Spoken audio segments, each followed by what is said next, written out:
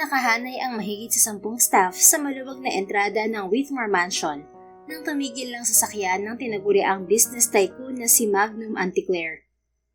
Pagbaba niya, sabay-sabay na yumuko ang mga tauhan at bumati. "Maligayang pagbabalik, Sir Magnum." Sinalubong naman siya ni Jarvis, ang matandang butler ng mansyon. "Sir, kanina pa po kayo hinihintay ni Ma'am Chriselle. Where is he?" "Naghihintay po sa loob, sir." Matikas na naglakad si Magnum sa gitna ng mga nakahilerang staff. Nasanay na rin siya sa magalang at magarmang pagsalubong ng mga ito sa tuwing umuuwi siya ng bansa. 1 taon pa lang simula nang ikasal sila ni Chriselle, at sa loob noon, 5 beses pa lamang siyang umuwi ng bansa ngayon. Sa California nakabase ang trabaho niya na ngayon ay balik sa pamamahala ng kanyang mga magulang. Matatagalan ang pananatili niya sa Pilipinas dahil sa mega joint project ng Anticlair Corporation at Whitmore Group, ang kumpanyang pag-aari ng pamilya ng kanyang asawa na siyang pinamamahalaan niya rin ngayon. "Did anything happen when I was away?" Tanong ni Magnum kay Jarvis. "The usual, sir. Palagi pa rin pong pumupunta rito ang tiyahin ni Ma'am Chriselle." "Why? Because of the same reason?" "Yes, sir. Hinihikayat pa rin po niya makipaghiwalay si Ma'am Chriselle sa'yo. Ayon po sa ginang, ginagamit mo lang si Ma'am para makuha ang kumpanya at para hindi sila mabigyan ng karapatan sa negosyo." "Thank you, Jarvis. Just don't tell them that I'm here. I'll handle everything starting today." "Noted, sir." Pagdating sa salas, nakita ni Magnum na naghihintay roon ang asawa niya. Marahan itong tumayo nang mapansin siya. Magkasalikop ang dalawa nitong mga kamay sa unahan at bahagyang nakayuko. Nakasuot ito ng simpleng kulay rosas na bestida na may mahabang manggas at umabot hanggang tuhod. Flat sandals naman ang sapi nito sa mga paa. Nakalugay ang tuwid at makintab nitong buhok sa likuran na umabot hanggang baywang. Kahit gaano ito kayaman, wala siyang nakikitang kahit anong alahas sa katawan nito. Napakasimple lang nito para sa isang apo ng bilyonaryo. "Welcome back, Magnum." Mayumi nitong sabi. Kahit sa ang anggulo, kapansin-pansin ang pagiging mahinhin ni Chriselle. Mahiyain din ito at palaging nakayuko. "As the sole heiress of the Whitmore Group, you shouldn't bow to anyone, Chriselle. Always carry yourself with pride." Palagi niya yung sinasabi kay Chriselle. Masyado itong mahina at palaging sinasamantala ng iba ang pagiging fragile nito. Isa sa rason ng pagpapakasal nila ay upang protektahan ito sa mga mapagsamantalang kamag-anak, lalo na sa tiyahin nitong si Lorraine. Ipinagkatiwala sa kanya ni Senior Whitson, ang apo nito, at ang responsibilidad sa Whitmore Group. Nakatulong din ang kumpanya para mas makilala siya sa mundo ng pagnenegosyo. "But you're my husband and the head of the family. It's only natural for me to bow to you. You're above me." "Still, you're the real Whitmore between us, the protected granddaughter of Senior Winston. You shouldn't bow to anyone, even to me." "But you're my husband." Muli nitong giit na hindi tumitingin sa kanya. Pinaglalaroan na rin ito ang mga daliri at halatang hindi komportable sa usapan nila. "We're married, and you know the reason why, right?" Huminto sa paglalaro ng mga daliri si Chriselle. Dahan-dahan nitong inangat ang tingin sa kanya. Once again, he was mesmerized by her enticing green eyes. It was in the Whitmore blood. Chriselle's grandfather was a pure-blooded Scot who married a pure Filipina. But that didn't mean he already loved his wife. They do not have any romantic relationship, and he's aware of that. "Yeah, I know. Pinakasalan mo ko dahil sa kumpanya." "It's to protect you, Chriselle." Pagtatama niya. "Protecting me means owning our company. Wala naman ako sama ng loob, Magnum. Nagpapasalamat pa ako dahil pumayag kang makulong sa kasal na to. Alam ko naman ang boundary ng kasal natin. Ang mahalaga na ipapakita natin sa pamilya mo na healthy ang relasyon natin bilang mag-asawa. Yun lang ang magagawa ko para makabawi sa mga ginagawa mong tulong para sa akin." Sandaling tinitigan ni Magnum si Chriselle na nagpayokong muli sa asawa niya. Pasimple siyang bumuntong hininga. Paano niya ito ihaharap sa mga tao kung sa simpleng titig lamang niya yumuyuko na ito? Hindi pwede ang mahina pagdating sa negosyo. Mabilis itong malilin lang sa pinapakita nitong kahinaan. "Mananatili ako sa Pilipinas hanggang matapos ang 3 years mega joint project sa Subic. Habang narito ako, kailangan mong masanay na humarap sa mga tao. Sisimulan natin ng unti-unting magpapakilala sa iyo bilang apo ni Senior Winston. Act like you own them, Chriselle. But always show respect. Sige, gagawin ko ang lahat ng sasabihin mo. Tulad ng inaasahan, susunod lang ito sa mga sasabihin niya. Nasanay si Chriselle na palaging sinasabi kung ano ang gagawin at madalas ay may gumagawa ng ibang bagay para dito. Hindi ito nawawalan ng katulong sa tabi na pwede nitong utusan anumang oras. Ang tangi nitong kinukontra ay kapag sinasabihan niya ito na huwag yumuko sa kanya. Prepare yourself to face a different person outside your comfort zone, Chriselle. Yeah, I'll do that. Pagkatapos ng maikling pag-uusap, nagtungo na si Magnum sa sarili niyang silid. Alam ng mga tao sa mansyon na magkahiwalay silang natutulog ng asawa niya.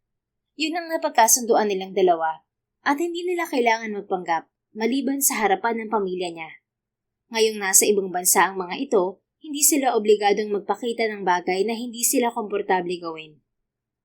Isang araw, pagka-uwi ni Magnum galing sa trabaho, naabutan niyang nasa garden sina Chriselle at Lorraine. Nakatalikod ang mga ito sa direksyon niya at hindi pa siya napapansin. Sinaway pa niya si Jarvis na babati sana sa kanya para hindi maabala ang dalawa. Naaawa ako sa iyo, Iha. Binabaliwala ka lang ng asawa mo. Paano kayo bubuo ng pamilya kung magkahiwalay kayong natutulog? Tamang hinala ko na kumpanya lang ang habol ni Magnum kaya pinakasalan ka niya. Saad ni Lorraine. Hindi naman po, tita. Nagmula rin po sa mayamang pamilya si Magnum. Kung kilala mo po ang kapatid niyang si Magnus, sikat na modelo yun sa bansa at minsan sumasabak din sa acting. Pareho po silang may narating sa buhay at hindi kailangan ni Magnum ang kumpanya namin para umasenso. Hindi po siya ganong klaseng tao.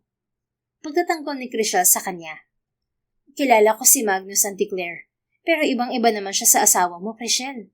Mapagmahal na asawa si Magnus dahil proud niyang pinapakilala sa publiko ang asawa niyang si Sabrina. Hindi niya kinakahiya na dating bouncer ang asawa niya. Pero ang asawa mo, hindi ka man lang pinapakilala sa publiko. Gawain mo yun ng matinong asawa. Kung nabubuhay pa ang lolo mo, hindi siya papayag na tratuhin ka ng ganito ni Magnum. Kung ako sa'yo, hihiwalayan ko na siya. Sa ganda mong yan, makakahanap ka pa ng iba. Tita, bumaling si Chriselle sa tiyahin kaya't napansin siya nito sa likuran. Magnum, nakauwi ka na pala. Biglang lumingon si Lorraine kay Magnum. Kaagad umangat ang isa nitong kilay nang makita siya. So, nakabalik na pala sa Pilipinas ang sampid sa Whitmore. Pero kung umasta, parang siya ang head ng pamilya. Whether you accept it or not, I'm now the head of the Whitmore family. Pinagkatiwala ni Senior Winston ng pamilyang to sa pangangalaga ko. Tugon niya bilang paalala rito na siya ang puno ng pamilya ngayon. Proud na proud ka pa. Kung hindi sa kasal niyo ni Chriselle, wala ka sa kinalalagyan mo ngayon, Magnum. Binaliwala niya si Lorraine. Wala ring silbi kung makikipagtalo siya sa ginang. Wala itong alam sa kasunduan nila ni Senior Winston dahil una pa lang, hindi na ito pinagkakatiwalaan ng matanda. Chriselle, please go back inside. Pakiusap niya sa asawa. Sige. Mabilis nitong pagpayag pero pinigilan to ni Lorraine. Chriselle, huwag kang sunod-sunuran sa asawa mo. Sinasamantala niyang kabaitan mo. Baka mamaya, unting-unti na niyang nililipat sa pangalan niyang mga ari-arian mo. Pagkatapos, iiwan ka na lang bigla kapag wala nang mahutot sa'yo. Tita, hindi po yun gagawin ni Magnum. At paano mo nasabi? Hindi mo alam ang tumatakbo sa isip niyan, Chriselle. Mas mabuti pang kumilos ka na agad at hiwalayan mo na siya bago mo pagsisihan ng lahat. Jarvis, send Mrs. Dominguez out. Utos ni Magnum sa butler. Chriselle, let's go back inside. Kumawala si Chriselle kay Lorraine bago sumunod sa kanya papasok ng mansyon. Balang araw, malalaman din ni Chriselle ang totoong intensyon mo, Magnum. Maniniwala rin siya sa akin. Sigaw pa ni Lorraine bago ilayo ni Jarvis. Pagdating sa loob, yumuko na naman si Chriselle kay Magnum. Pasensya na sa mga sinabi ni Tita Lorraine, Magnum. Nag-aalala lang talaga siya sa akin. Kung nag-aalala siya na magkahiwalay tayong natutulog, pwede tayong magsama sa iisang silid simula ngayon. Biglang napatingin si Chriselle sa kanya. What? No way! Natigilan si Magnum sa reaksyon ng asawa niya. Ngayon lamang niya narinig na tumaas ang boses nito at sandaling nawala ang imahe nito bilang mahinhin. Marahan nitong hinaplos ang braso na para bang kinilabutan sa suhestyon niya. Naningkit ang mga mata niya sa kaisipang nandidiri ito sa sinabi niya. Hindi naman siya pangit at mas lalong hindi siya mabaho para hindi nito gustuhin na magsama sila sa iisang silid. Isa pa, legal ang kasal nila at normal lang sa mag-asawa ang magtabi sa higaan. Sorry, hindi ko sinasadyang tumaas ang boses ko. Huwag mo nalang pansinin ang sinabi ni tita. Okay lang naman kahit magkahiwalay tayo ng silid. Hindi naman tayo obligadong magsama. Bawi nito at muling napayuko. What if I insist we stay in the same room? Will you agree? Mahigpit na pinagsalikop ni Chriselle ang dalawang palad na hindi nakaligtas sa paningin ni Magnum. Kung yan ang gusto mo, sige gagawin ko. Sandali niya itong pinagmasdan. Nakikita niyang tutol ito sa ideyang magkasama sila sa iisang silid. It's fine. If you're uncomfortable, we don't have to share a room, Chriselle. Dahan-dahan itong nag-angat ng tingin sa kanya at tila nag-aalinlangan nagsalita. Hindi mo naman ako hihiwalayan kahit hindi tayo magsama sa iisang silid, di ba? No. Nangako ako sa lolo mo na aalagaan kita at poprotektahan sa mga taong gustong manakit sa'yo. Salamat, Magnum. Kaya lang, may gumugulo pa rin sa isip ko hanggang ngayon. What is it? Iniisip ko kung may iba ka pa bang dahilan kaya pinakasalan mo ko maliban sa pangako mo kay Lolo. Hindi inalis ni Magnum ang tingin kay Chriselle. Gusto niyang maging tapat dito. Kahit wala naman silang pakialam sa isa't isa. Respeto na rin sa kasal nila at paggalang dito bilang asawa niya. Honestly, yes. Tinansya ni Magnum ang reaksyon ni Chriselle, pero wala itong ipinakitang kahit anong reaksyon. Bali wala itong naghihintay sa sasabihin niya. Bahagya siyang bumuntong hininga bago muling nagsalita. May gusto akong patunayan sa isang tao na sobrang ginawang pagmamaliit sa akin noon. Sinabi niya sa akin na hindi ako magtatagumpay sa buhay. Ibabagsak ko lang daw ang negosyo ng pamilya ko dahil wala akong kwentang tao. Wala raw babaeng magtitiga sa akin dahil talunan ako. Nagtagumpay naman akong iangat ang sarili ko. Pero hindi pa yun sapat para kilalanin ako ng marami. Hanggang sa makilala ko ang lolo mo, Chriselle. Naging business partners kami at nagustuhan niya ang dedikasyon ko sa trabaho. Alam niya ang pangarap kong makilala sa mundo ng pagnenegosyo. Kaya inalok niya ako para pakasalan ka. Kapalit niyon, hahayaan niya ako maging stepping stone ng Whitmore Group para makilala. Nakamit ko na yun ngayon at tinagurian akong business tycoon. Pero ang lahat ay may hangganan. Kapag makakaya mo ng pamunuan ng Whitmore Group, ililipat ko na sa iyo ang pwesto sa kumpanya. Ikaw ang nararapat doon at hindi ako, Chriselle. You can have that position for as long as you want, Magnum. But I want to know who that person is. Pasimpleng naikuyom niya ang kamay. Saglit na tumingin doon si Chriselle bago ibinalik ang tingin sa mukha niya. Thelma Broadley, the girl I once loved deeply and gave my heart to, not knowing I was only being used. Paano kanya ginamit? She loved my twin brother and she used me to get close to him. May mga ginawa pa siyang nakasakit sa best friend ko. Nasaan na ngayon si Thelma? I don't know. Let's not talk about her anymore. I'm sorry for asking. Sige, papasok na ako sa silid ko. Paalam nito bago umalis. Pinagmasdan ni Magnum ang papalayong bulto ni Chriselle. Ngayon lang ito naging interesado sa iba pang dahilan ng pagpapakasal niya rito. Ngunit patunay ang kawalan nito ng reaksyon tungkol kay Thelma at ang pagtanggi nito na magsama sila sa iisang silid. Nawala talaga itong pagtingin sa kanya kahit kaunti. It's better this way. Walang masasaktan sa amin dalawa kapag nagdesisyon kami maghiwalay. Bulong niya sa sarili saka pumasok sa silid niya. Nang maghapunan, magkasabay silang kumain ni Chriselle at pareho silang tahimik. Kahit nagkasama, madalang silang mag-usap at may mga araw na hindi talaga sila nagkakausap. Para silang mga estranghero sa isa't isa sa loob ng mansyon. At isa man ay walang reklamo dahil malaya silang pareho. Isang gabi, pumasok si Magnum sa Majestic Savory, isang fine dining restaurant sa loob ng luxury hotel sa Makati. Nakaupo sa isang mesa sa gilid si Calvin Madrigal, ang kaibigan niya at CEO ng Global Shipping Operation na nasa ilalim ng Whitmore Group. Magnum pare, long time no see. Nakangiting bati nito. Yeah, long time no see, Calvin. Nag-shoulder hug sila bago umupo at umorder. Habang wala pa ang pagkain, nag-usap muna sila tungkol sa negosyo. Mukhang maayos ang progreso ng Subic Megaport expansion natin ah. Congratulations sa smooth transaction, Magnum. Hindi nagkamali ang Whitmore Group na gawin kang chairman. Thanks, Calvin. I have a small favor to ask, which is why I wanted to meet over dinner. Sige, ano ba yun? Expedite the shipment of construction materials from Japan. Kailangan natin ng additional steel at precast beams sa unang quarter ng taon. Alright, kailangan lang nating ilak ang contracts sa suppliers at i-secure ang freight schedules. Kung gagawin natin to kasabay sa approval ng local government, pwede natin mas-squeeze ang timeline. Magaling. Sagot ni Magnum at bahagyang umiti. Naputol ang pag-uusap nila nang marinig ang malakas na boses sa kabilang mesa. Hindi ka ba nagkakamali sa mga ibinigay mong to? Nasa labas siya ng bansa ng araw na yon. Paano siya ang unang namataan sa lugar ng aksidente? Galit na sabi ng babae. Lumingon si Magnum sa direksyon ng mga ito. Nakita niyang nakatayo ang babaeng nakatalikod sa kanya. Hindi niya maiwasang pagmasdan ng suot nito. Leather jacket at leather pants na pinaresan ng high-cut boots. Naka-ponytail din ng mahaba nitong buhok na nakapaloob sa itim na sombrero. Pasimple siyang napangiti nang maalala ang kaibigan niyang si Don. Pareho pumorma ang dalawa, pero sigurado siyang hindi si Don ng babae. Abala na kasi ang kaibigan sa sariling negosyo at pamilya. Natapos na ang pagre-rebelde nito sa buhay simula nang makatagpo ng pag-ibig. Hindi rin ito papayagang lumabas ng asawang si Vander sa ganitong oras. Sigurado ako, ma'am.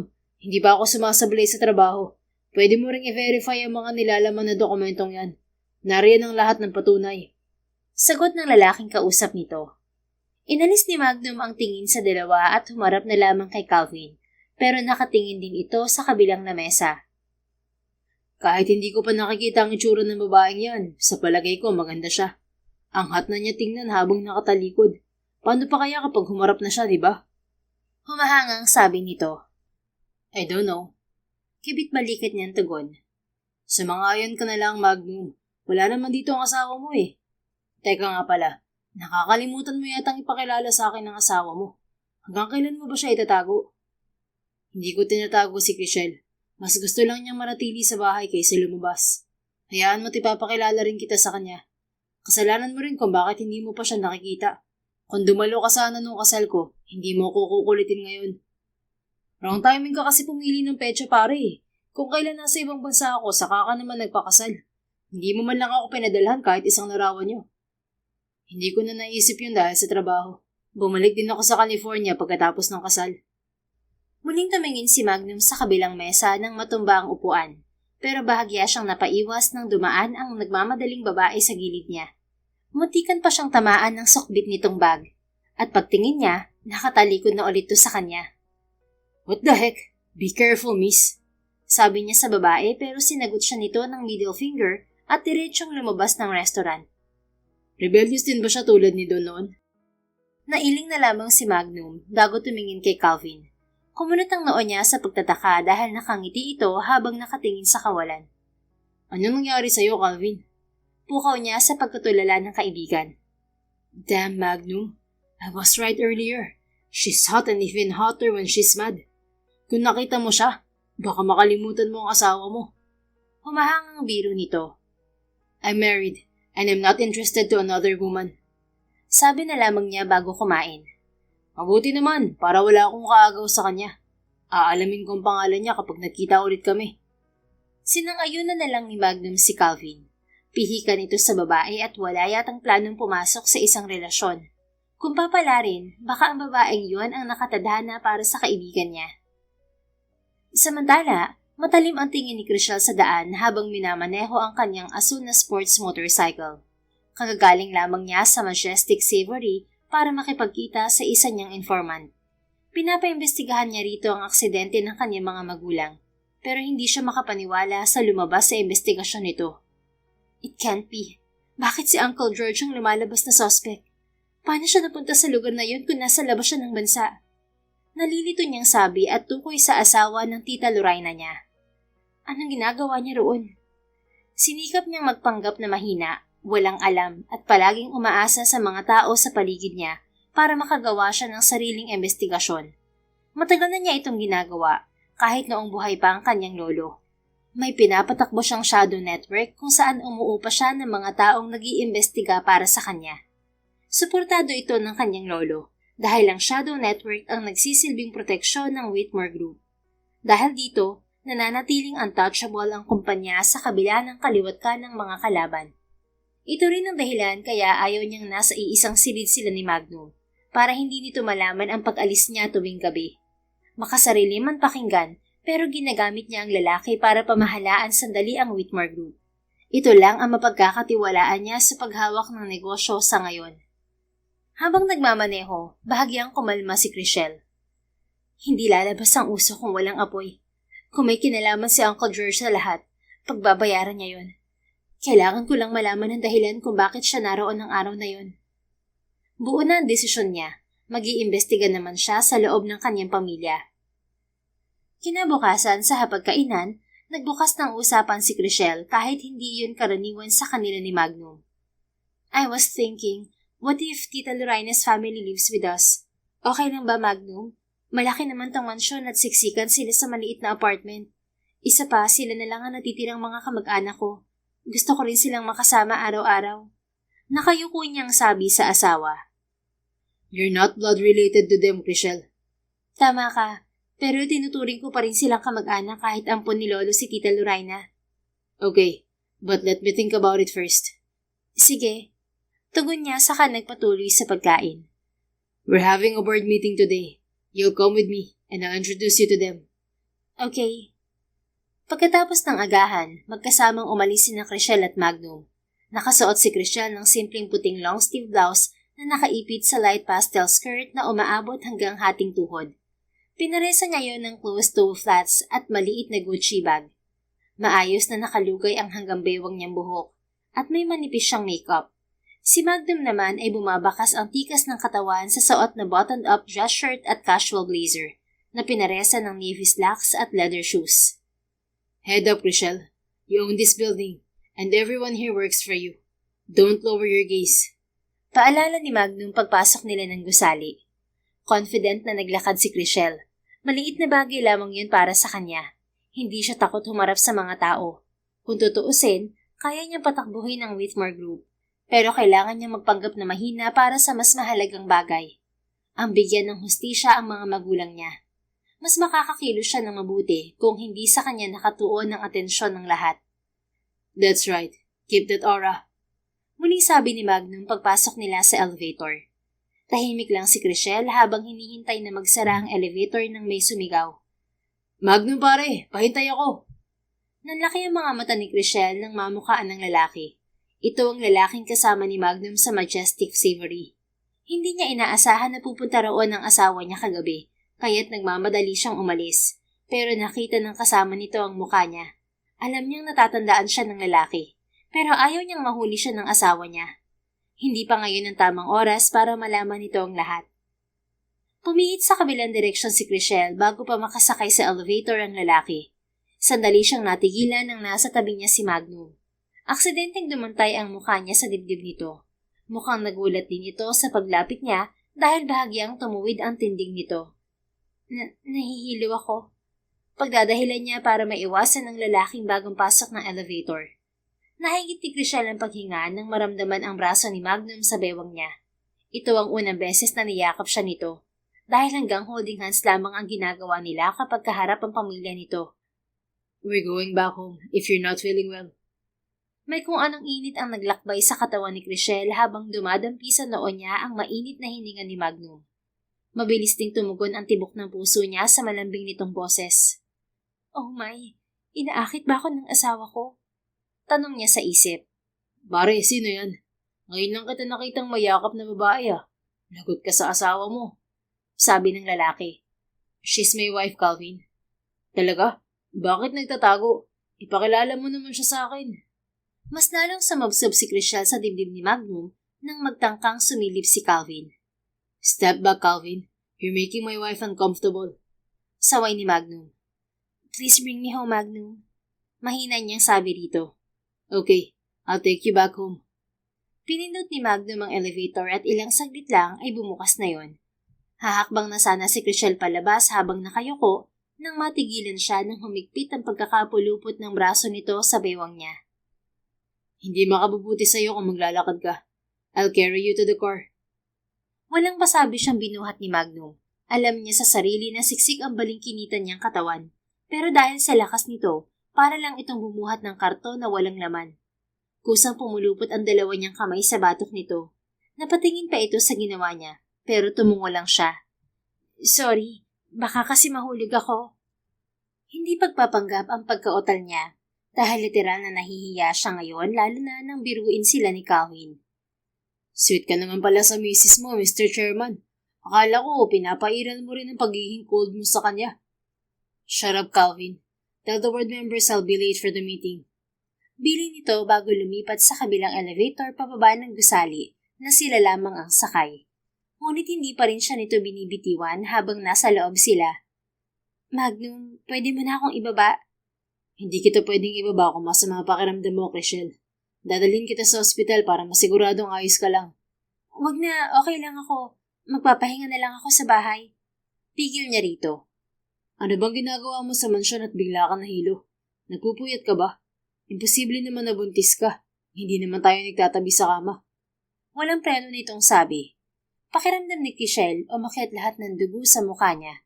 Bigla siyang napatingin kay Magnum na kunot noong nakatingin din sa kanya. Halatang nag-iisip ito sa posibleng dahilan ng pagkahilo niya. Pero siya, kung ano-ano nang pumasok sa isip dahil sa sinabi nito. Tama, imposibleng buntis ako. Baka napuyat lang ako kagabi. Parang may bumara sa lalamunan ni Chriselle nang sumilay ang maliit na ngiti sa labi ni Magnum. My God, inaakit niya talaga ako. Sigaw niya sa isip at hindi mapigilan ang mabilis na tibok ng kanyang puso. Nasilayan pa lang niya ang ngiti ni Magnum, parang gusto na niyang lumuhod at sambahin to. Shut up, mind. Hindi nakakahini ng iniisip mo. Masyado kong wild. Saway niya sa sariling isip. You're always shy around me, but this is the first time I've seen your cheeks all like tomatoes. You're blushing, Chriselle. Yumuko si Chriselle para itago ang mukha niya, pero bigo siya. Nakikita pa rin ni Magnum ang pamumulan ng mukha niya. Bahagya siyang nag-adjust sa mga bisig nito at kumapit sa batok nito. Sa kanya isinubsob ang mukha sa pagitan ng balikat at leeg nito. Hindi niya naiwasang langhapin ang mabango nitong amoy. Tulad kanina, muling naramdaman ni Chriselle ang pagtuwid ng katawan ni Magnum. Narinig niya rin ang mahina nitong paglunok kasunod ng pagtikhim. Sa susunod, huwag mo itago kapag masama ang pakiramdam mo. Mas mabuting maagapan yan bago lumala. Pasimpleng napangiti si Chriselle.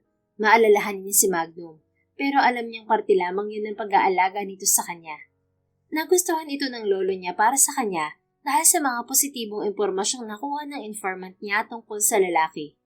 Siya rin ang personal na pumili rito para maging asawa niya. Tanging ang lolo niya ang humikayat dito para pakasalan siya. Wala itong ideya na siya ang punot dulo ng lahat kaya sila magkasama ngayon. Pasensya na, iniisip ko kasi na magsisimula ngayon ang pagsasanay mo sa akin. Katwiran niya kahit hindi yun totoo. Mas mahalagang kalusugan mo kaysa pagharap sa kanila, Chriselle. Sorry, hindi na mauulit. Hindi na ito nagsalita hanggang bumukas ang elevator. Nagulat si Chriselle nang biglang nanghina ang mga bisig ni Magnum. Marahan siyang dumaostos pababa. Pero dahil mahigpit pa rin nakapulupot ang kanyang mga braso sa batok nito, hindi siya tuluyang nahulog. Sandaling bumitin ang kanyang katawan sa tangkad ni Magnum. Ngunit bago pa man siya tuluyang mapahiwalay, agad siya nitong hinapit palapit. Sa isang iglap, mas lalo silang nagdikit at tila binalot siya ng init mula sa matatag nitong yakap. Are you okay? Are you hurt? Tanong nito sa kanya. Okay lang ako, Magnum. Huli siya nitong binuhat saka lumabas ng elevator, pero narinig nila ang boses ng isang babae. Magnum. Sandaling napatigil ang mister niya. Tila nag-aalinlangan ito kung haharapin o hindi ang babae. Sa huli, nagpa siya itong baliwalain ng babae at umalis. Tiningnan ni Chriselle ang babae mula sa mga balikat ni Magnum. Napansin niyang nakatingin ito sa kanila at nangingilid ang luha sa mga mata nito. Sino siya? Tanong niya pagdating nila sa sasakyan. She's nothing. May malaking puwang sa dalawang salita na yon. Isang senyalis na hindi nito sigurado kung sino talaga ang babae sa buhay nito. Magnum, tawag niya sa pangalan nito nang maibaba siya at pagbuksan ng pinto. Tumingin ito sa kanya. Sinalubong niya ng ngiti ang tingin nito. Bumaba naman ang tingin nito sa mga labi niya bago muling bumalik sa kanyang mga mata. Kahit hindi nito sabihin, kilala pa rin niya ang babae. Ito ang first love ng asawa niya, si Thelma Broadley, ang babaeng tinutukoy ni Magnum na nanakit at nanggamit dito. Please stay with me a little longer as my husband. Kapag okay ng lahat, makikipaghiwalay na ako sa'yo para malaya mo na siyang makasama. Sabi niya, pero mukhang hindi nito nagustuhan ang sinabi niya. Lumukot ang mukha ni Magnum, umigting ang panga at tumalim ang mga tingin. Iniisip niyang ayaw nitong makipaghiwalay sa kanya, pero nasa isip lang niya yon at wala sa isip nito. Chriselle, when I say she's nothing. Gary, hatid na kita pa uwi. Hindi niya inaasahan ang bahagyang kirot sa puso niya. Ngumiti na lang siya kahit halata sa boses ni Magnum na may kung anong damdamin pa rin ito para kay Thelma. Give me the key. Inilahad niya ang kamay sa harapan ni Magnum. What? Car key. Pag-uulit niya. Hindi ko marunong magmane. Naputol lang sasabihin nito nang simulan niyang kapain ang bulsa ng coat nito at slacks. What are you doing, Chriselle? Ngumiti siya nang makapa ang susi sa kanang bulsa ng slacks ni Magnum. Dinukot niya yon sakay pinakita kay Magnum. I'm going home alone. Hindi ito nakakibo nang tuluyan siyang pumasok ng sasakyan at pinaharurot yun paalis. Napangisi pa siya nang makita sa side mirror si Magnum. Hawak nito ang dibdib at hindi makapaniwalang nakatingin sa kanya. I just surprised you, my dear husband. Sumisipol pa si Chriselle habang frenteng nagmamaneho. Ngunit hindi pa man siya nagtatagal sa gitna ng kalsada, isang humaharurot na itim na kotse ang lumagpas sa kanya at mabilis na humarang sa unahan niya. Inapakan agad niya ang preno para maiwasan ang aksidente. Pesting driver to magpapakamatay yata. Lalabas na siya ng sasakyan para pagsabihan ng driver, pero nagulat siya nang lumabas mula roon si Magnum kasunod si Calvin. Hindi maipinta ang mukha nito nang kumatok sa bintana sa gilid niya. Napalunok siya sa ekspresyong pinapakita nito habang ibinababa niya ang salamin. Do you know what you did, Chriselle? Malakas nitong tanong. I know. I just drove your car, Magnum. Pinag-alala mo ko. Giit nitong sabi na nagpatigil sa kanya. Akala ko hindi ka marunong magmaneho at nag-alala ako na baka maaksidente ka. Paano kung sumalpo ka sa kung saan dyan? Gusto mo ba akong patayin sa pag-aalala? Unti-unting nawala ang takot ni Chriselle kay Magnum at napalitan niyo ng ngiti. Don't just smile there. Move to the passenger seat. I'll drive you home. Mahinahon na nitong sabi. Lumipat ng upuan si Chriselle. Sumakay naman si Magnum bago ito nagpaalam sa kaibigan na nakatitig sa kanya. Lulusutan na lang niya kapag naghinala ito sa pagkatao niya dahil wala naman ring silbi ang pag-iwas niya rito. Tahimik na nagmaneho si Magnum hanggang makauwi sila sa mansyon. Hindi rin sila nagpansinan hanggang makapasok si Chriselle sa kanyang silid. Nakaupo lang siya sa gilid ng kama habang iniisip ang naging reaksyon nito kanina.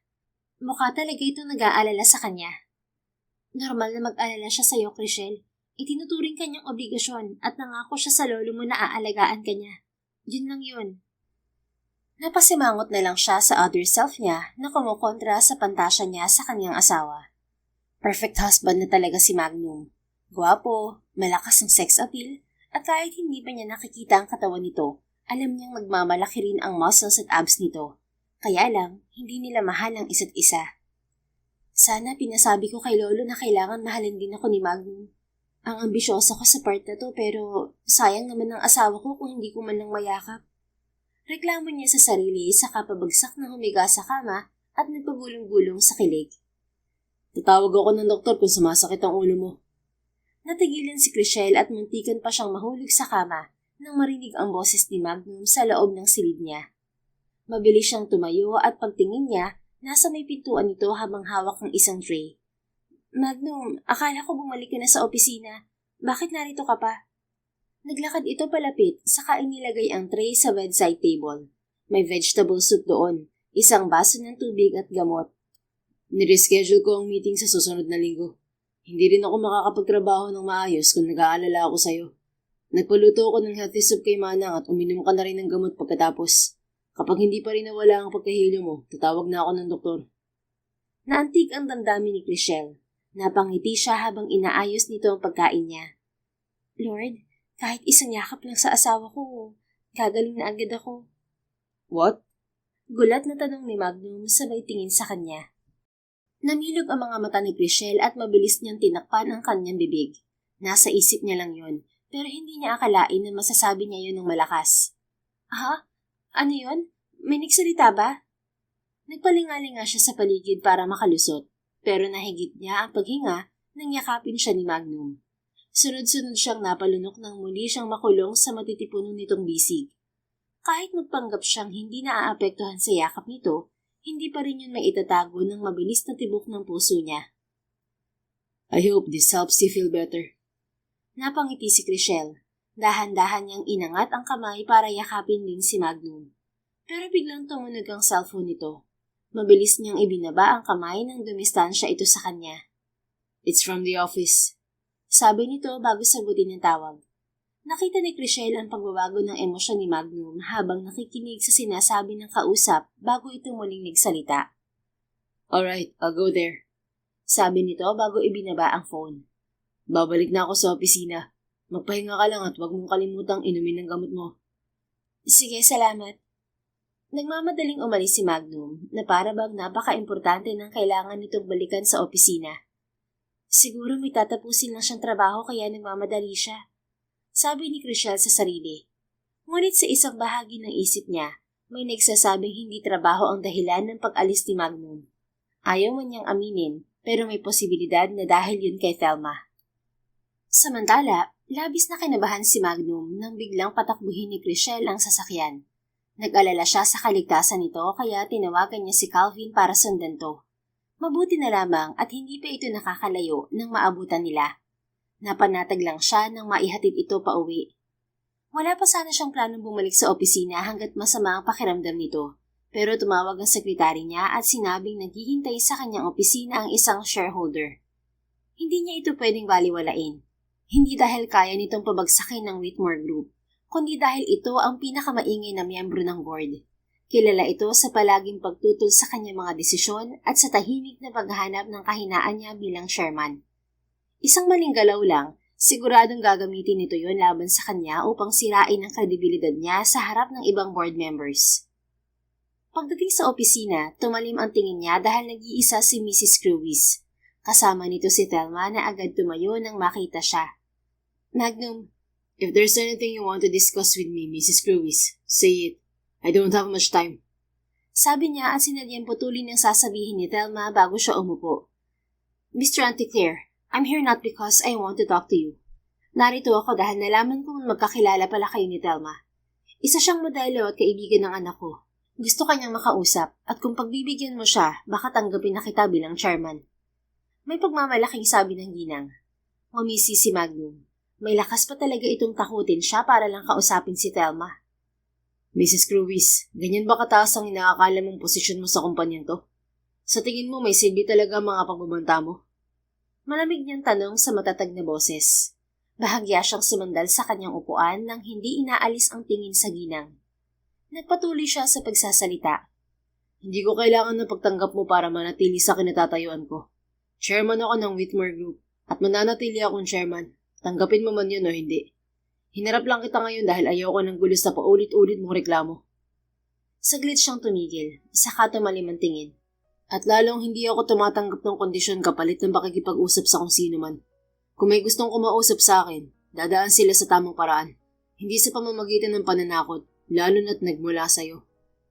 Pananakot? Tumawa si Mrs. Crewis, saka saglit na sumulyap kay Thelma. Ako ba talagang nananakot? O baka ikaw ang natatakot sa muli niyong pagkikita ni Thelma? Humisi ito na parang nag-e-enjoy sa panggigipit sa kanya. Natatakot ka bang malaman na mahal mo pa rin siya at hiwalayan ka ng asawa mo? Natatakot ka ba na kapag nangyari yun, mawawala sa iyo ang posisyon mo? Hindi nagpatalo si Magnum. Tumingin din siya kay Thelma at wala na yung bahid ng pagmamahal. Normal na kakilala na lamang ito para sa kanya mula sa nakaraan niya. I loved her, yes. Anya. Sumilay ang ngiti sa labi ni Thelma. Malakas namang tumawa si Mrs. Crewis. But that was before I met my wife. Dugtong niya na nagpawala sa ngiti ng dalawa. You see, she's already part of my past. I have my present and future beside me. And that's Chriselle, my wife. Wala akong nakikitang dahilan para mag-usap pa kami ni Thelma. Kung wala na kayong sasabihin, makakaalis na kayo. Nakakaabala kayo sa trabaho ko. Magnum, I know I was wrong before. Please forgive me. Binabagabag pa rin ako ng konsensya hanggang ngayon sa mga nasabi ko sa iyo noon. I'm really sorry. If that's what you want, then fine. Pinapatawad na kita kahit hindi ko alam ang eksaktong dahilan kung bakit humihingi ka ng tawad sa akin. Siguro may mga nasabi ako noon, pero nakalimutan ko na yun. Binaliwala ko na lang ang mga bagay na hindi mahalaga. Malamig niyang tugon na nagpangiti kay Thelma. Can we start our relationship again? Please give me a second chance, Magnum. Sandali siyang natigilan. Noon, gustong-gusto niyang marinig mula kay Thelma ang mga salitang yun. Pero ngayon, wala na yung epekto sa kanya. Second chance, Thelma? Why? As far as I remember, we were never in a relationship. I have my own life now with my wife. Why should we start over? When in fact, we were never together. Diretso niya ang sabi na nagpatahimik sa babae. Mr. Anticlair, kahit sabihin mo ng paulit-ulit ang tungkol sa relasyon niyo ni Mrs. Whitmore, hindi pa rin ako maniniwala na nagmamahalan kayo. Kailan lang nakausap ko si Lorraine na matalik kong kaibigan. Sinabi niya sitwasyon yung dalawa. Ibig sabihin, hindi ka pa tuluyang nakaka-move on kay Thelma dahil hindi mo magawang mahalin ang asawa mo. Napailing na lang si Magnum at hindi pinatulan ng ginang. I think we have nothing to discuss now. You two may leave. Tumayo si Mrs. Cruis, pero hindi pa rin nawawala ang ngisi sa mukha nito. Make sure na dadalhin mo si Miss Whitmore sa susunod na board meeting, Mr. Anticlair. Naghihintay kami mga board members sa pagdating niya. Susubukan lang namin kung may alam ba siya sa negosyo o isa lang siyang display at walang laman ng utak. Patunayan mong epektibo rin ang pagiging leader mo sa iyong asawa. Kung hindi, masisira ka sa board. Uminit ang ulo ni Magnum, pero bago pa niya maipagtanggol si Chriselle, mabilis nang nakaalis ang dalawa. Damn it! Inis niyang sabi. Gusto niyang ipakilala si Chriselle sa lahat pero hindi sa ganitong paraan. Base sa pananalita ni Mrs. Cruis, may plano itong gisahin ng tanong si Chriselle para mapahiya. Sa ganoong paraan, may panlaban na ito sa kanya para sirain ang kredibilidad niya bilang leader sa harapan ng buong board. Mariing napasuntok si Magnum sa mesa. Hindi ko hahayaang ipahiya niyo si Chriselle. Mariin niyang bulong sa sarili. Alam niyang hindi biro ang susunod na board meeting. Hindi lang yun simpleng pagpapakilala kay Chriselle, kundi isang patibong. Isang maling sagot lang nito, siguradong gagamitin yun ni Mrs. Cruis para palabasing hindi siya karapat-dapat sa posisyon niya. Dahil mismong asawa niya ay hindi niya naturuan ng mga bagay tungkol sa kumpanya. Sandali siyang napapikit bago huminga ng malalim. Kailangan niya itong ihanda sa loob ng isang linggo. Nang mga sumunod na araw, tinuruan ni Magnum si Chriselle kung paano humarap sa board members. Sinanay niya ito sa mga posibleng tanong na pwedeng ibato rito at binigyan niya rin ito ng sagot na dapat sabihin. Bawat tanong nila, sagutin mo na may kumpiyansa, Chriselle. Salubungin mo ang kanilang mga tingin at huwag kang yuyuko sa kahit isa sa kanila. Paalala niya rito habang kasalukuyan silang nag-aaral sa library. I'm tired, Magnum. Mahina nitong reklamo. Tumingin siya sa relong nasa bisig niya. 9:45 na ng gabi at paulit-ulit na ring humihikab si Chriselle. Tuwing gabi lang siya may bakanting oras para turuan to. Sana lang nakakabisado nito ang mga sinabi niya. Pero duda siya na naiintindihan nito lahat yun. Dahil mas madalas pa itong humikab kaysa masagot ng tama ang mga tanong niya. Alright, you may go back to your room. Sasaluhin na lang kita kapag hindi mo kayang sagutin ang tanong ng board members. Bahagyang umiti si Chriselle bago tumayo. Don't worry, I won't let you down, Magnum. Sabi nito bago lumabas ng library. Napabuntong hininga si Magnum. Gusto niyang magtiwala kay Chriselle pero sa tuwing iniisip niya ang pagiging fragile nito, naaawa siya. Homeschooled ito at hindi sanay humarap sa ibang tao, pero wala itong pagpipilian kundi harapin ang board members. I hope you won't cry in front of them, Chriselle. Dumating ang araw ng board meeting. Magkasama sina Magnum at Chriselle papunta sa Whitmore Building. Hindi maiwasang makaagaw ng atensyon ng kanilang paglalakad sa lobby. Nag-uumapaw ang kanilang aura at pagiging propesyonal. Si Magnum ay nakasuot ng charcoal slacks, puting polo undershirt at black blazer na pinaresan ng makintab na leather shoes. Nagbibigay ng otoridad ang seryoso nitong ekspresyon at paglalakad na may kumpiyansa sa sarili. Si Chriselle naman ay naka-high-waisted black slacks, silk blouse at fitted blazer. May simpleng 3 pulgadang takong ang sapatos at maayos na nakalugay ang buhok. Nagmukha itong sopistikadang leader na hindi kayang tibagin ng sinuman. Tahimik lang sila hanggang makarating sa conference room kung saan naghihintay ang mga board members. Pasimpleng hinawakan ni Magnum ang kamay ni Chriselle. Relax and don't be nervous. Bulong niyang paalala rito bago siya umupo sa kanyang upuan sa dulo ng mahabang mesa.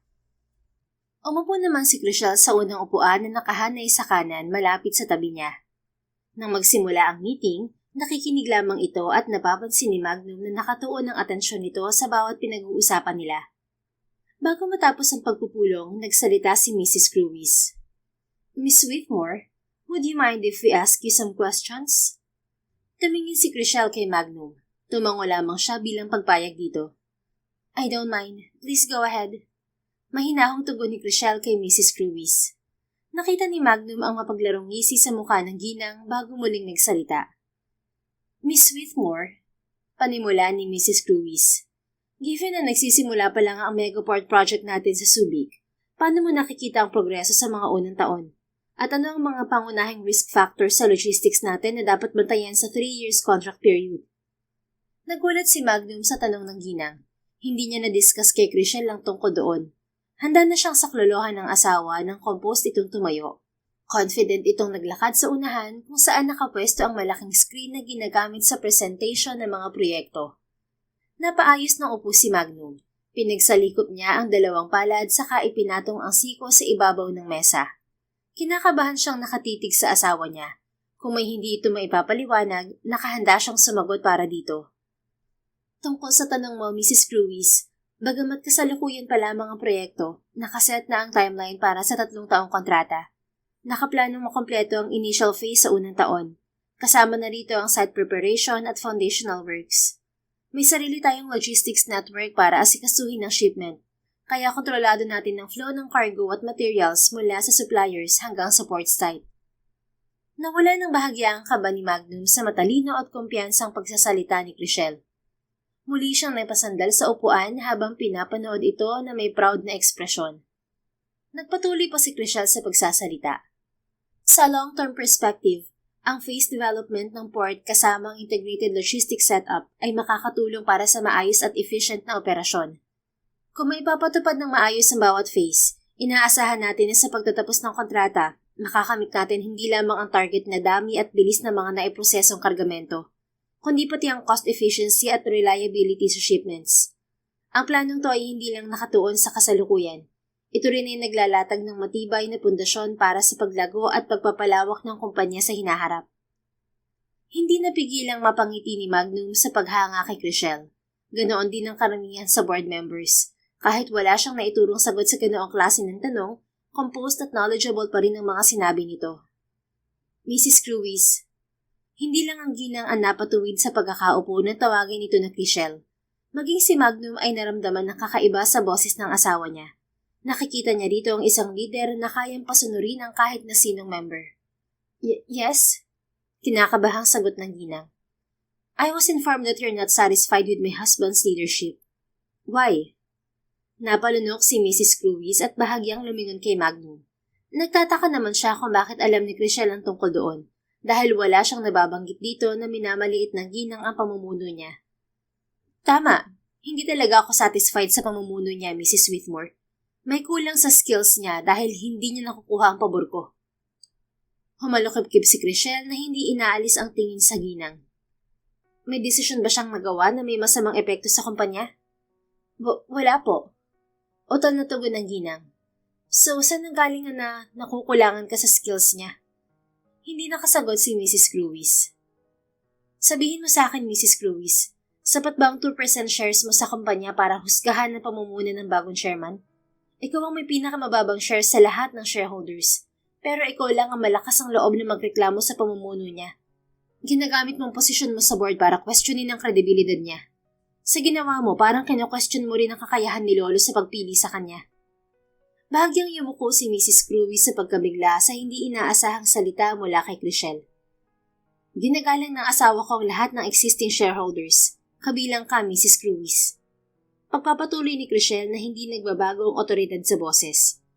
Ngunit hayaan niyong linawin ko sa lahat ng narito. Kung mauulit pa ang pag-question ng kahit na sino sa pamumuno ng bagong chairman nang walang sapat na basihan, ako mismo mag-uutos na tanggalin ang shares niyo sa kumpanya at alisin kayo sa posisyon bilang board member. Hindi ko tinotolerate ang anumang magaspang o hindi profesional na pag-uugali sa loob ng Whitmore Group. Naging tahimik ang buong boardroom.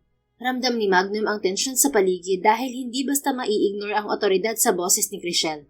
Kahit si Mrs. Cruis na kilalang matapang ay nanlumo at napayuko na lang. Maliwanag? Malakas na tanong ni Chriselle na nagpaigtad sa mga naroroon. Hindi rin nakaligtas si Magnum sa pagkagulat. Yes, ma'am. Sagot ng lahat kasama si Magnum. Any questions? Muling tanong ni Chriselle pero walang nagsalita kaya umupo na ito sa tabi niya. If there are no more questions, everyone, you are dismissed. Saad ni Magnum bago sila sabay na lumabas ni Chriselle. Ang akala niya pamamahiya kay Chriselle ang mangyayari, pero maghihindaan pa pala ang asawa para makuha niya ang buong respeto ng board. Masaya siya dahil nakita niya ang ganitong otoridad sa kanyang asawa. Hindi na siya mangangamba na baka paikutin at gamitin lamang ito ng mga taong nakapaligid dito. Pero nakapagtataka kung paano nito nagawa ang bagay na yon. Siguro, hindi pa talaga niya lubusang kilala ang asawa niya. Ilang linggo ang nakalipas pagkatapos ng intense na board meeting. Hindi pa rin mawala sa isip ni Magnum ang nangyari. Kasalukuyan siyang nasa loob ng opisina at hindi maiwasang mapatulala sa eksenang nasaksihan niya kung saan labis siyang humanga sa kanyang asawa. Pare, pansinin mo naman ako. Nagising sa pagkatulala si Magnum nang pumitik sa harapan niya si Calvin. Why are you here? Umiling ito saka umupo sa visitor's lounge sa gitnang bahagi ng opisina niya. Kanina ko pa sinasabing dahilan pero wala naman dito ang atensyon mo. Saan ba lumilipad ang isip mo? Tumayo si Magnum saka ito sinamahan sa visitor's lounge. May iniisip lang ako. Ano ba yung sinasabi mo? Bumuntong hininga si Calvin at sandaling tumitig sa kanya saka napailing. Nabalitaan kong nagpamalas ng otoridad ng misis mo sa board meeting at madami yung nagsasabi na mabuti na lang daw ikaw ang chairman at hindi siya. Isang beses lang siyang nagpakita pero may reputasyon na siyang nakakatakot. I heard it too, and that's good. Magnum, kilala mo ba talaga ang asawa mo? Seryosong tanong ni Calvin na may halong simpatya. Yes, why? Nag-aalala lang ako na baka ginagamit ka lang niya. What do you mean by that? Natatandaan mo ba yung babae sa Majestic Savory na astig? Sandaling nag-isip si Magnum at bumalik sa alaala niya ang babaeng crush ni Calvin. What about her? Hindi kasi ako pwedeng magkamali pare. Yung babaeng yun, siya rin ang asawa mo. No, she's not Chriselle. My wife is demure and fragile. That girl looks like rebellious to me. Hindi nagsusuot ng ganung klase ng damit si Chriselle. Masasabi mo pa rin ba yan pagkatapos mong masaksihan ang nangyari sa board meeting? May authority ang asawa mo at taliwas yun sa description mo ngayon tungkol sa kanya. Hindi siya mahina tulad ng iniisip mo, Magnum. Natigilan siya. Kung may katotohanan na ginagamit siya ni Chriselle, masasaktan talaga siya, lalo na kung nagsisinungaling pa ito sa kanya. Ano ba gusto mong palabasin, Calvin? Hinanap ko kasi ang lalaking kausap niya sa Majestic Savory. Nahirapan pa akong kumbinsihin siya na sabihin sa akin ng totoo dahil confidential ang ginagawa niya. Ginamit ko lang ang pangalan mo bilang asawa ni Mrs. Whitmore at nangako ako na hindi siya mapapahamak maging ang taong pinagsisilbihan niya. Napilitan siyang sabihin ng lahat ng nalalaman niya at ni-record ko na pag-usapan namin para marinig mo. Kinuha ni Calvin ng cellphone saka pinarinig sa kanya ang isang recorded audio. Nalaman niya ang tungkol sa shadow network ni Chriselle, ang ginagawa nitong investigasyon tungkol sa pagkamatay ng mga magulang at ang paggamit nito sa kanya para pamahalaan sandali ang Whitmore Group habang abala ito sa ginagawa. Mahigpit niyang naikuyom ang kanyang kamay nang matapos ang recorded audio. Huwag mong ilalabas ang tungkol dyan sa kahit na sino, Calvin. Buburahin ko na to, pare. Ayoko mapahamak dahil nandito. Nakakatakot pala ang asawa mo. Hindi ko na pala siya crush. Sa'yo na lang siya. Nawala ang atensyon ni Magnum kay Calvin at nauwi siya sa malalim na pag-iisip. Nauunawaan niya kung bakit itinago ni Chriselle ang tungkol sa shadow network. Ang hindi lamang niya matanggap ay ginamit siya nito at hindi pinagkatiwalaan. Pagka-uwi, kinausap ni Magnum si Chriselle habang naghahapunan sila. Chriselle, may tinatago ka ba sa akin? Tumigil ito sa pagkain, uminom ng tubig, saka marahang pinahid ng table napkin ang gilid ng labi. Para itong babasaging kristal kung titingnan. malayong malayo sa kilos ng babae sa Majestic Savory. Wala naman, bakit mo naitanong? Humigpit ang hawak ni Magnum sa kubyertos. Binigyan na niya ito ng pagkakataon para masabi ang totoo, pero pinili pa rin itong magsinungaling. Nothing. Tipid niyang tugon. Kung tungkol pa rin to sa nangyari ng board meeting, ginawa ko lang mga itinuro mo sa akin. Naging effective naman kaya nagpapasalamat ako sa tulong mo. Piniling manahimik na lamang ni Magnum kaysa magtanong ulit. Sa paghaba ng usapan nila, mas dumadami lamang ang kasinungalingan nito sa kanya. Finish your meal and get some rest early. Ngumiti ng bahagya si Chriselle bago nagpatuloy sa pagkain. Pagkatapos ng hapunan, sandaling pumasok sa kanyang silid si Magnum para magpalit ng damit bago muling lumabas. Nakasuot siya ng itim na hoodie jacket, pantalon at rubber shoes saka nagkubli sa isang sulok kung saan natatanaw niya ang silid ni Chriselle. Bandang 11:00 ng gabi, nakita niya itong lumabas suot ang parehong leather outfit sa Majestic Savory.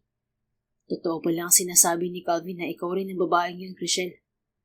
Palihim niya itong sinundan. Nakita niyang inilabas nito ang nakatagong motorsiklo sa isang basement sa likod ng mansyon. Pagkaalis nito, kinuha naman niya ang kotse bago ito sinundan, hanggang tumigil ito sa tapat ng isang bar. Pumasok ito roon na sinundan pa rin niya. Nakita niyang pumunta ito sa isang mesa sa sulok at binati nito ang 3 lalaki roon saka nakipag-inuman. Is this the real you, Chriselle? Bulong niya habang nakatingin dito. Hello sir, anniversary po ng bar ngayon at libre po mga inumin.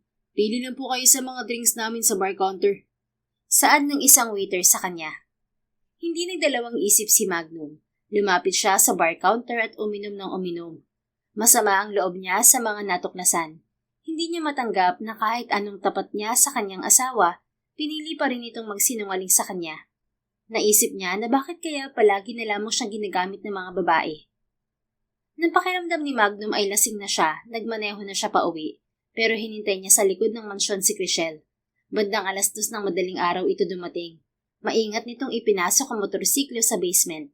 Pagkasara nito sa pinto, saka siya nagsalita. Hanggang kailan mo ito itatago sa akin, Chriselle? Malamig niyang tanong na nagpagulat sa babae. Samantala, hindi inaasahan ni Chriselle na naroon si Magnum.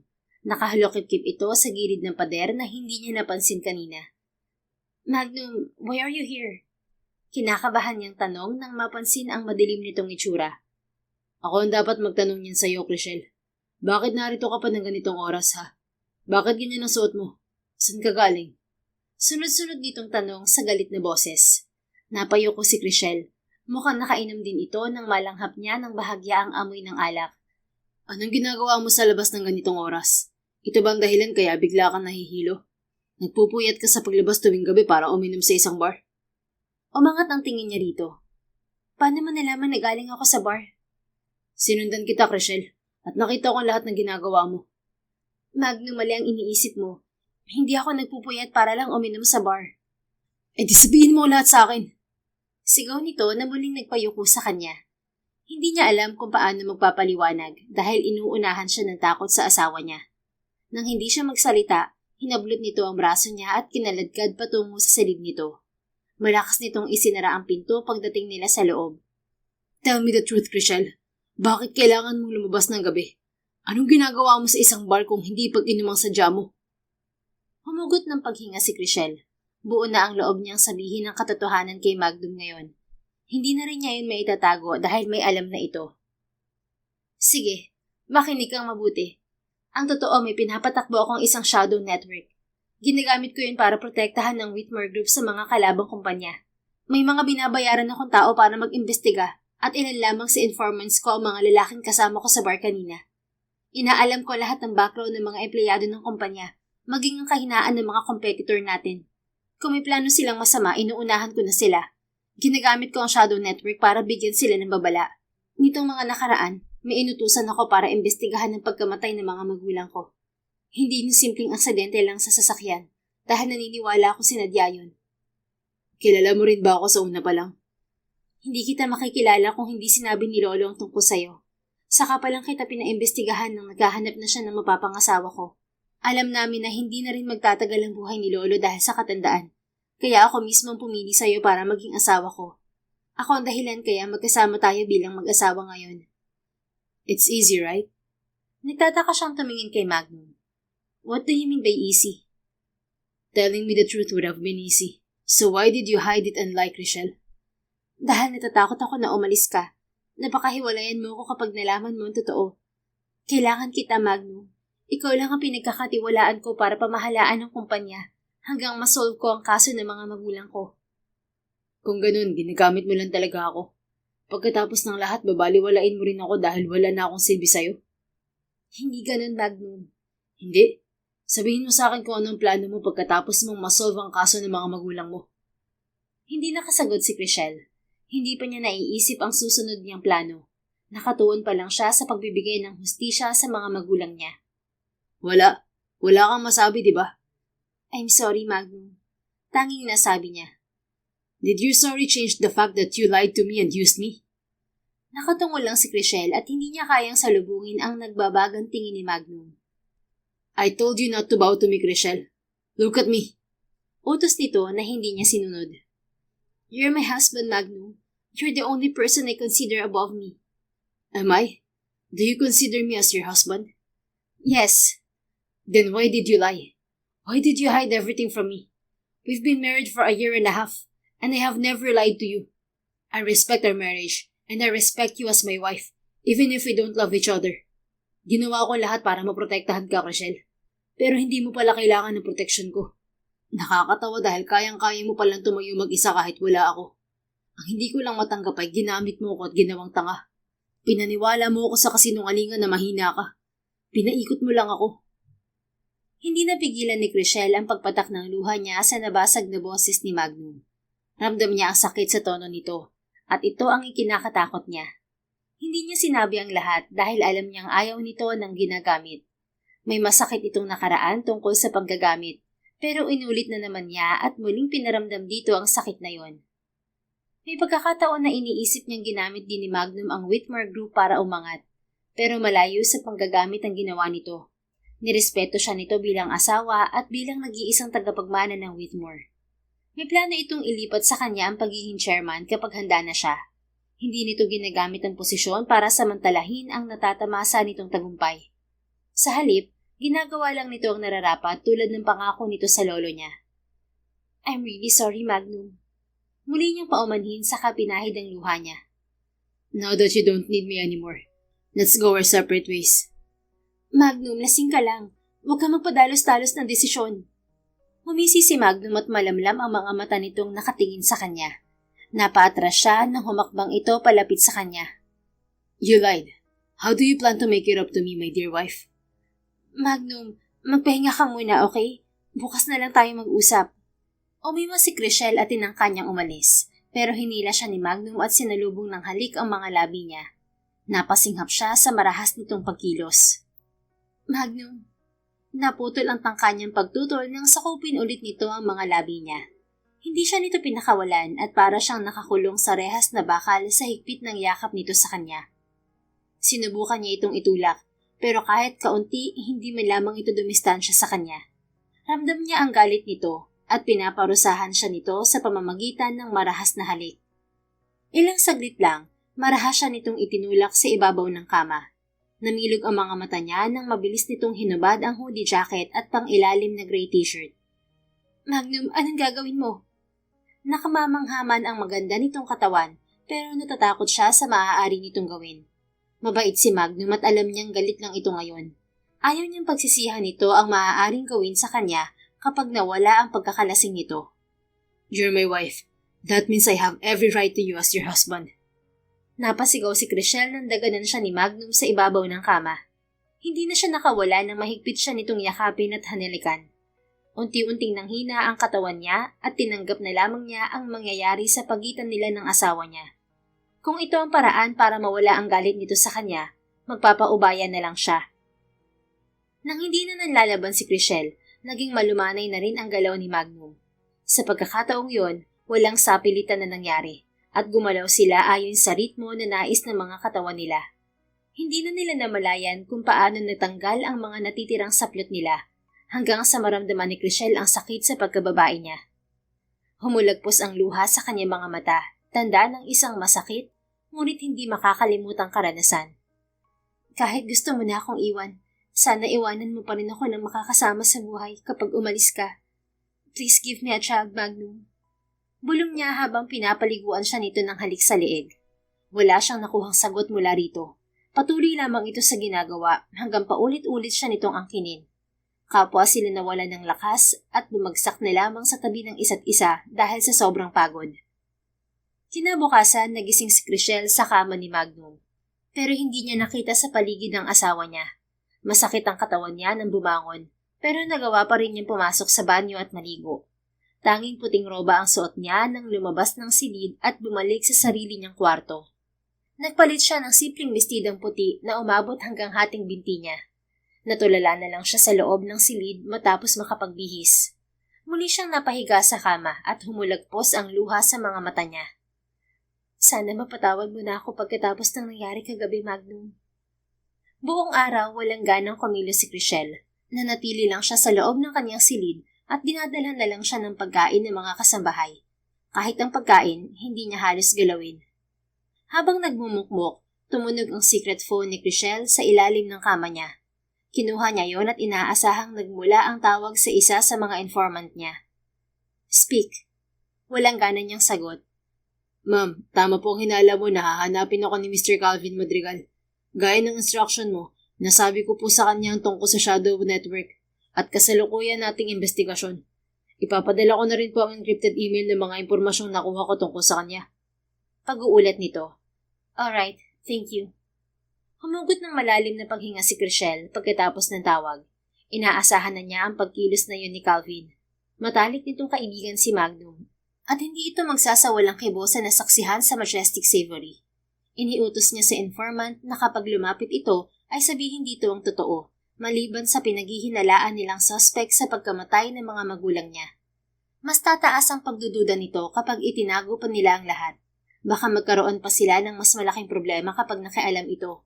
Inihanda na lamang niya ang sarili sa maaaring reaksyon ni Magnum, pero hindi niya inaasahan ang ginawa nito kagabi. Nag-iwan talaga siya ng isang alaala bago umalis. And now, I'll do everything on my own. Malungkot niyang sabi. Nanatili sa silid si Chriselle at pinaghilo muna niya ang sakit ng katawan. Binasa na rin niya ang nilalaman ng encrypted email tungkol kay Calvin Madrigal. At ngayon, wala na itong maitatago sa kanya. Nang sumunod na araw, nagpa siya nang lumabas si Chriselle, pero nagulat siya pagbukas ng pintuan ng silid niya. Nakatayo roon si Magnum habang nakaangat ang kamay na parang naudlot sa pagkatok. Magnum? Gulat niyang sabi. Kumunot ang noo nito saka ibinaba ang kamay. Mabilis nitong pinasadahan ng tingin ang katawan niya bago nagsalita. If you're sick, call a doctor. Malamig nitong sabi bago tumalikod. Wait. Mabilis niya itong hinawakan sa braso pero pinakawalan din niya agad nang lumingon ito sa kanya. Akala ko umalis ka na. Nakayuko niyang sabi. Why? Do you want me to leave? Mabilis siyang nag-angat ng tingin dito at walang atubiling sumagot. No, I'm happy you're still here. Ngumiti siya, pero hindi nagbago ang ekspresyon ni Magnum. Kung gusto mong makasama ang mga kamag-anak mo, tawagan mo sila at papuntahin dito. Sa palagay ko naman, kaya mong ipagtanggol ang sarili mo sa kanila. Walang emosyon nitong sabi bago umalis. Nakaramdam ng karot sa dibdib si Chriselle habang pinagmamasdan ang papalayong bulto ni Magnum. Gusto man niyang maging masaya na hindi umalis ang asawa niya, pero nasasaktan naman siya sa lamig na pakikitungo nito sa kanya. Ito ang napapala ko sa pagtatago sa kanya ng katotohanan. Walang ibang dapat sisihin kundi ang sarili ko lang. Kahit hindi nagpapansinan, magkasabay pa rin sa agahan sina Chriselle at Magnum. Tahimik din itong umalis patungo sa trabaho. Tinawagan naman niya ang kanyang tiyahin para makalipat ang mga ito sa mansyon. Nang araw ding yun ay dumating ang buo nitong pamilya. Chriselle, may sakit ka ba? Bakit ang tamlay mo? Nag-away ba kayo ng magaling mong asawa? Sinabi ko naman sa'yo, hiwalayan mo ng lalaking yun. Wala siyang mabuting maidudulot sa'yo. Narito naman kami, hindi ka namin pababayaan. Saad ni Lorraine habang nasa sala sila. Ngumiti ng tipid si Chriselle. Salamat tita, pero okay lang naman po ako. Chriselle, makinig ka sa tita mo. 27 ka pa lang naman. Makakahanap ka pa ng mas mabuting asawa. Segunda ng Tito George niya. Ilang taon na ba ang asawa mo, Chriselle? Tanong ni Mercedes, ang pangalawang anak ni Lorraine. 31 na. Magkasing edad lang pala kami. Hiwalayan mo na lang siya at ako nang bahalang sumalo sa kanya. Sayang kasi, ang gwapo pa naman ng asawa mo. Ang ganda pa ng katawan at ang tangkad. Type ko talaga mga katulad niya. Kung hindi ako nagkakamali, mahigit sa 6 na talampakan ng tangkad niya. Sigurado ako malaki rin ang kanyang sandata. Aray, Mami! Bigla nitong daing ng pasimpleng kurutin ni Lorraine. Pasensya na sa sinabi ng pinsan mo, Chriselle. Paumanhin ni Lorraine. Ngumiti lang si Chriselle, pero sa likod ng isip niya, gusto na niyang kalbuhin si Mercedes. Ang kapal ng mukhang pagnasaan ng asawa niya. Ayos lang po, tita. Siya nga po pala, naghanda ako ng regalo na pang-welcome sa inyo. Sinanyasan niya ang isang kasambahay na kunin ang mga regalong inihanda niya para sa mga ito at isa-isa niyang ipinamahagi ang mga yon. Tita Lorraine, para po sa iyo to. Ibinigay niya ang isang paper bag dito na may tatak na Rolex. Namilog ang mga mata ni Lorraine at halos manginig ang kamay nitong tinanggap ang paper bag. Rolex? Nanginginig nitong sambit bago kinuha ang kahon sa loob at dahan-dahang binuksan. Tumambad ang isang eleganteng women's watch sa paningin nito. Wow! Did just! Mahigit 1 milyon ang halaga nito. Halos pabulong nitong sabi na hindi matanggal ang tingin sa relo. Lumapit naman si Chriselle sa asawa nito. 3 anak at 1 manugang. Pinagbibigay niya ang mga paper bag sa mga to. Tito George, para naman po sa iyo to. Sabi niya sabay abot ng paper bag na may parehong tatak na Rolex. Agad nitong binuksan ang regalo at nanlaki ang mga mata nito nang makita ang men's watch. Submariner? Sandali itong natigilan at napalunok. Mahigit 2 milyon ang presyo nito. Ito ang pinapangarap kong relo. Salamat, Chriselle. Ngumiti lang si Chriselle saka ibinigay ang natitira niyang regalo. Kay Jeff, ito ang panganay na anak ni Lorraine. Isang Cartier paper bag ang ibinigay niya na naglalaman ng solid gold chain necklace. Sa asawa nitong si Minda ay isang Bulgari gold earrings. Kay Mercedes naman ay Tiffany & Co. gold necklace na may malaking diamond na pendant. At panghuli ay sa bunsong si Leandro na kasing edad lang niya. Ibinigay niya rito ang isang Cartier gold bracelet. Bawat regalo ay hindi bumababa sa 800,000 pesos ang halaga. Kaya hindi makapaniwala ang mga ito habang pinagmamasdan ang mga ibinigay niya na kaagad isinuot ng mga to. Salamat po at pinagbigyan niyo ako na makasama kayo. Mahinhin niyang sabi. Lumapit sa kanya si Lorraine at agad siyang niyakap. Matagal ka na namin gustong makasama, Chriselle. Simula nang palayasin kami ni Daddy sa mansyon, ikaw palaging iniisip ko. Wala ka ng mga magulang kaya nag-aalala ako sa'yo. Nagkaroon ka nga ng asawa, pero sinasamantala naman ang kabaitan mo. Mabutit wala siya dito. Sinisira kasi niya ang samahan natin bilang pamilya. Sabi nito habang hinahaplos ang mahaba niyang buhok. Salamat, tita. Sana po hindi na tayo magkahiwa-hiwalay pa. Marahang dumistansya si Lorraine at hindi maitago ang kasiyahan sa mukha nito. Hindi na, Chriselle. Kaya lang naman kami pinaalis ni Daddy ay dahil dito kay Jeff at Leandro. Palagi kasing nag-uuwi ng mga barkada at ginagawang bar ang mansyon. Isa pa tong sa Mercedes, kung sino-sinong lalaking inuuwi gabi-gabi. Minsan, sakit din ang ulo tong si Tito George mo. Binibenta niya ang mga mamahaling muebles sa mansyon para lang magsugal. Napuno na sa amin si Daddy kaya pinalayas kami. Pero huwag kang mag-alala, nagbago na sila. Hindi na nila ginagawa ang mga yun ngayon. Mabuti naman po kung ganun. Sige po tita, babalik na po ako sa silid ko. Magpahinga na rin po kayo. Feel at home. Okay, sige. Huwag mo kaming alalahanin. Bahala na kami sa mga sarili namin. Inalalayan si Chriselle ng isang kasambahay pabalik sa silid niya. Nang bahagyang nakalayo, pasimple niyang pinindot ang record button sa cellphone niya. Malalaman niya ang mga pinag-uusapan ng mga ito dahil sa hidden device na naka-install sa mga alahas na ibinigay niya sa mag-anak. Sa ganitong paraan niya masusubaybayan ang galaw ng mga ito. Subalit simula nang manirahan sa mansyon ang pamilya ni Lorraine, hindi na sumasabay sa pagkain si Magnum kay Chriselle. Madalas ay sa opisina ito kumakain ng agahan at sa labas naman tuwing hapunan. Hindi yun nakalagpas sa matalas na paningin ng tiyahin niya. Chriselle, huwag ka mabibigla sa ipapakita ko. Nakita ro ni Mercedes ang asawa mo habang nasa mall siya at may kasamang babae. Kinuhaan niya ng larawan para ipakita sa'yo. Tingnan mo kung sinong kasama niya. Ipinakita nito ang isang larawan sa phone nito. Hindi na niya ikinagulat na makitang kasama ni Magnum si Thelma sa larawan. Pinapabantayan niya si Magnum At alam niyang nagkasalubong lamang ang dalawa. Maganda lamang ang anggulo ng larawan para magbukang namamasyal ang mga to. Hindi ka lang niya ginagamit. Niloloko ka pa niya. Ang kapal ng mukha niyang gawin to. At samantalahin ang kabaitan mo, iha. Kaya pala madalas hindi siya sumasabay sa pagkain. Yun pala may kasama siyang ibang kumain. Tinakpan ni Chriselle ang kanyang mukha at nagpanggap na umiiyak. Tita, ano pong gagawin ko ngayon? Tanong niya sa pagitan ng peking paghikbi. Hiwalayan mo na siya. Kahit ako na ang umayos ng annulment papers niyo, gagawin ko. Sabihin mo lang. Hindi ko hahayaan na lokohin ka lang niya. Yumakap si Chriselle kay Lorraine. Maraming salamat po, tita. Hindi ko alam kung anong gagawin ko kung wala kayo rito.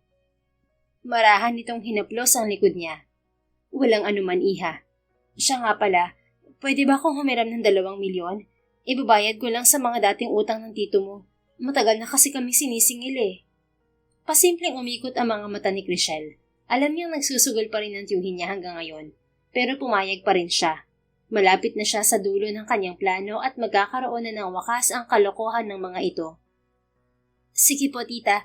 Ipapadala ko na lang po sa account mo. Salamat, Chriselle. Napakabait mo talaga. Matapos matanggap ang pera, masaya itong umalis. Bumalik naman sa kanyang silid si Chriselle at sinadya niyang hintayin ang pag-uwi ni Magnum kinagabihan. Siniguradong muna niyang walang makakakita sa kanya bago siya pumunta sa silid nito. Ilang beses siyang kumatok sa pinto, pero walang nagbubukas mula sa loob. Nataranta siya nang makita si Leandro sa dulo ng pasilyo. May kausap ito sa cellphone habang nakatungo. Sa takot na makita siya nito, bigla niyang pinihit ang doorknob. Nagpapasalamat siya na bukas yun kaya nagmamadali siyang pumasok. Nakahinga siya ng maluwag pagkasara ng pinto. Mabuti na lang at hindi niya ako nakita. Sabi niya habang sapo ang kanyang dibdib. What are you doing here? Napaikad si Chriselle sa lamig ng boses ni Magnum. Tumingin siya rito at para siyang pinagpawisan ng malamig nang makitang bagong ligo ito at nakatapis lang ng tuwalya sa baywang. Nakahantad sa kanya ang matipuno nitong katawan na minsan na niyang nayakap noong, "Oh my, stop the dirty thoughts, mind." Saway niya sa kanyang isip. Kung wala kang kailangan, lumabas ka na, Chriselle. Taboy nito sa kanya. Bumuntong hininga siya. Kailangan niya ang kooperasyon ni Magnum sa plano niya. Kailangan ko ang tulong mo. Hindi alam ni Chriselle kung namalikmata lang siya, pero nakita niyang lumambot ang ekspresyon ni Magnum. Sandali lang yon at bumalik din sa malamig na tingin. What kind of help? Gusto kong umalis ka sa mansyon. What? Yan ba ang tulong na gusto mo? O gusto mo talaga akong mawala rito? Okay, fine. Ihahanda ko lang mga gamit ko. Kinuha ni Magnum ang maleta sa closet nito at pinaglalagay ang mga damit doon. Sandali, Magnum. Pakinggan mo muna ang paliwanag ko. Hindi siya nito pinansin at patuloy lang sa ginagawa. Inagaw niya rito ang mga damit, pero hindi niya ito mapigilan. Hindi na siya nag-isip pa at niyakap to. Ramdam niya ang lamig sa bagong ligo nitong katawan. Pero nagdulot yun ng init sa mukha niya, lalo pa nang maalala niya ang unang beses na nagtalik sila. Gayunpaman, natigilan naman si Magnum sa kinatatayuan at hindi na gumalaw. Gusto ko lang ipakita kay na Tita Lorraine na naghiwalay tayo. Maingat ang kilos nila habang narito ka at hindi ko sila mahuli-huli. Kung wala ka, panatag silang gawin at sabihin ng mga gusto nila dahil buong akala nila mahina ako. Lalabas ang totoo nilang ugali kapag wala ka. Please, Magnum, cooperate with me. Kailangan ko lang mapatunayan kung may kinalaman sila sa aksidente ng mga magulang ko. Bahagyang kumalma ang katawan ni Magnum. Inilalagay mo sa kapahamakan ng sarili mo, Chriselle. Pwede ka nilang pagkaisahan kapag umalis ako. Napangiti si Chriselle saka mas niyakap si Magnum. Malamig man ang pakikitungo nito sa kanya, naroon pa rin ang pag-aalala nito sa kaligtasan niya. I can handle them, Magnum. Kaya kong ipagtanggol ang sarili ko. Palihim ako nag-aral humawak ng baril at marunong din ako ng self-defense. May mga tauhan din ako nakamonitor dito sa mansyon. They can appear anytime, basta matunugan nilang nasa panganib ako. Hindi magiging matatag ang shadow network kung lampa ako. Pinag-aralan ko lahat para sa protection ng Whitmore Group. Hindi lang ako kumikilos sa field dahil may mga tao ako na gumagawa nun. Ako lang ang nag-uutos kung ano ang dapat nilang gawin. Nagkataon lang na hindi kita sinaktan ng gabing yon dahil tinatraydor ako ng sarili kong katawan.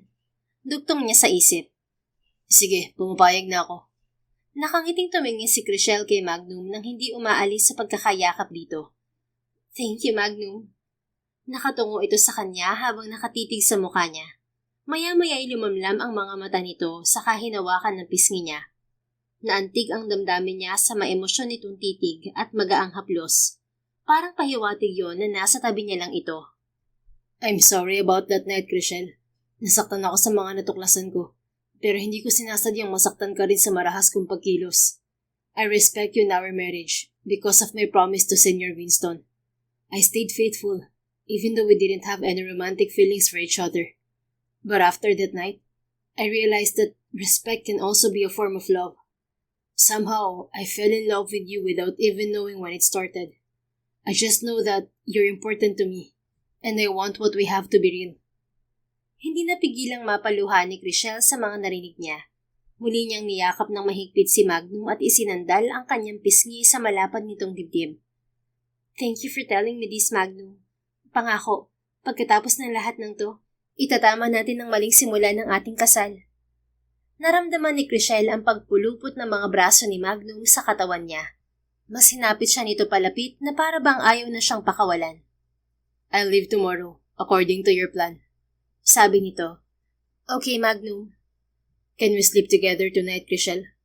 Okay. Mabilis niyang sagot bago pa niya ma-realize ang sinabi nito.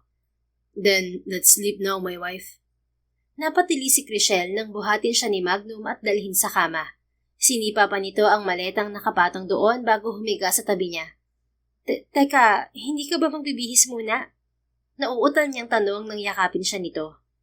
I have my boxers on. Let's sleep, my wife.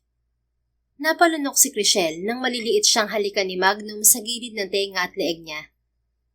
Magnum? Nagtampo ako sa iyo, wife. Hindi mo man lang ako sinuyo. Kailangan mo bumawi sa akin ngayon. Natawa na lang si Chriselle. Ang malamig pala nitong pakikutungo sa kanya ay pagtatampo lamang. Akala niya malaki talaga ang galit nito sa kanya. Hinawakan niya ang mukha nito at siya mismo ang unang humalik dito. Ilang sandali lang ay muli nilang pinagsaluhan ng init sa piling ng isa't isa. Kinabukasan, ginawa ni na Chriselle at Magnum ang kanilang plano. Umalis si Magnum na may dalang maleta, habang siya naman ay umiyak sa salas. Ipinakita niyang labis siyang nasaktan sa paghihiwalay nilang mag-asawa. Don't worry, Iha. Narito lang kami. Saad ni Lorraine habang yakap siya, pero nahuli niyang ngiting-ngiti ito mula sa refleksyon ng family portrait sa dingding. Thank you, tita. Hindi maitago ng mga ito ang kasiyahan dahil kinagabihan, nagpa-pool party agad ang mga pinsan niya. Nag-uwi ng barkada sina Jeff at Leonard, habang si Mercedes ay dinala rin ang mga kaibigan nito. Tita Lorraine, bakit pa madaming tao sa pool? Inosente niyang tanong sa tiyahin. Kaagad siya nitong sinamaan ng tingin. Kung ayaw mo sa mga tao, bumalik ka na sa silid mo. Singhal nito sa kanya. Nagpanggap na natakot si Chriselle at tumakbo pabalik sa silid niya. Kinuha niya ang kanyang cellphone saka pinakinggan ang pag-uusap ng mag-asawang Lorraine at George.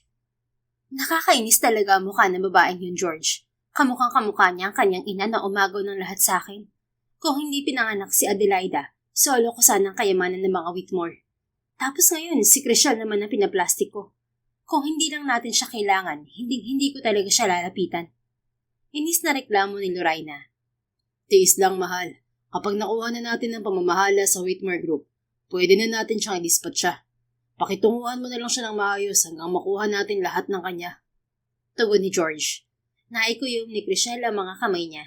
Sa salita pa lang ng tiyuhin niya, may posibilidad na gumawa ito ng krimen. Kaunti na lang. Mahuhuli ko rin kayo sa sarili niyong mga bibig. Bulong niya. Sunod-sunod na gabi ay walang tigil na nagpa-party ang mga anak ni Lorraine. Tiniis yun ni Chriselle maging ang magaspang na pakikitungo sa kanya ng mga ito ngayon. Hindi rin nakatiis ang tiyahin niya at inungkat nito ang tungkol sa kumpanya. Chriselle, hiwalay na kayo ni Magnum, di ba? Inaayos na lang ng abogado ang annulment papers niyo. Sino ngayon ang nag-aasikaso ng Whitmore Group? Pinag-aaralan ko pa po ang tungkol sa negosyo, tita. Tugon niya kahit ang totoo, si Magnum pa rin ang namamahala ng kumpanya. Magkahiwalay man sila ng bahay, patuloy naman itong pumapasok sa opisina.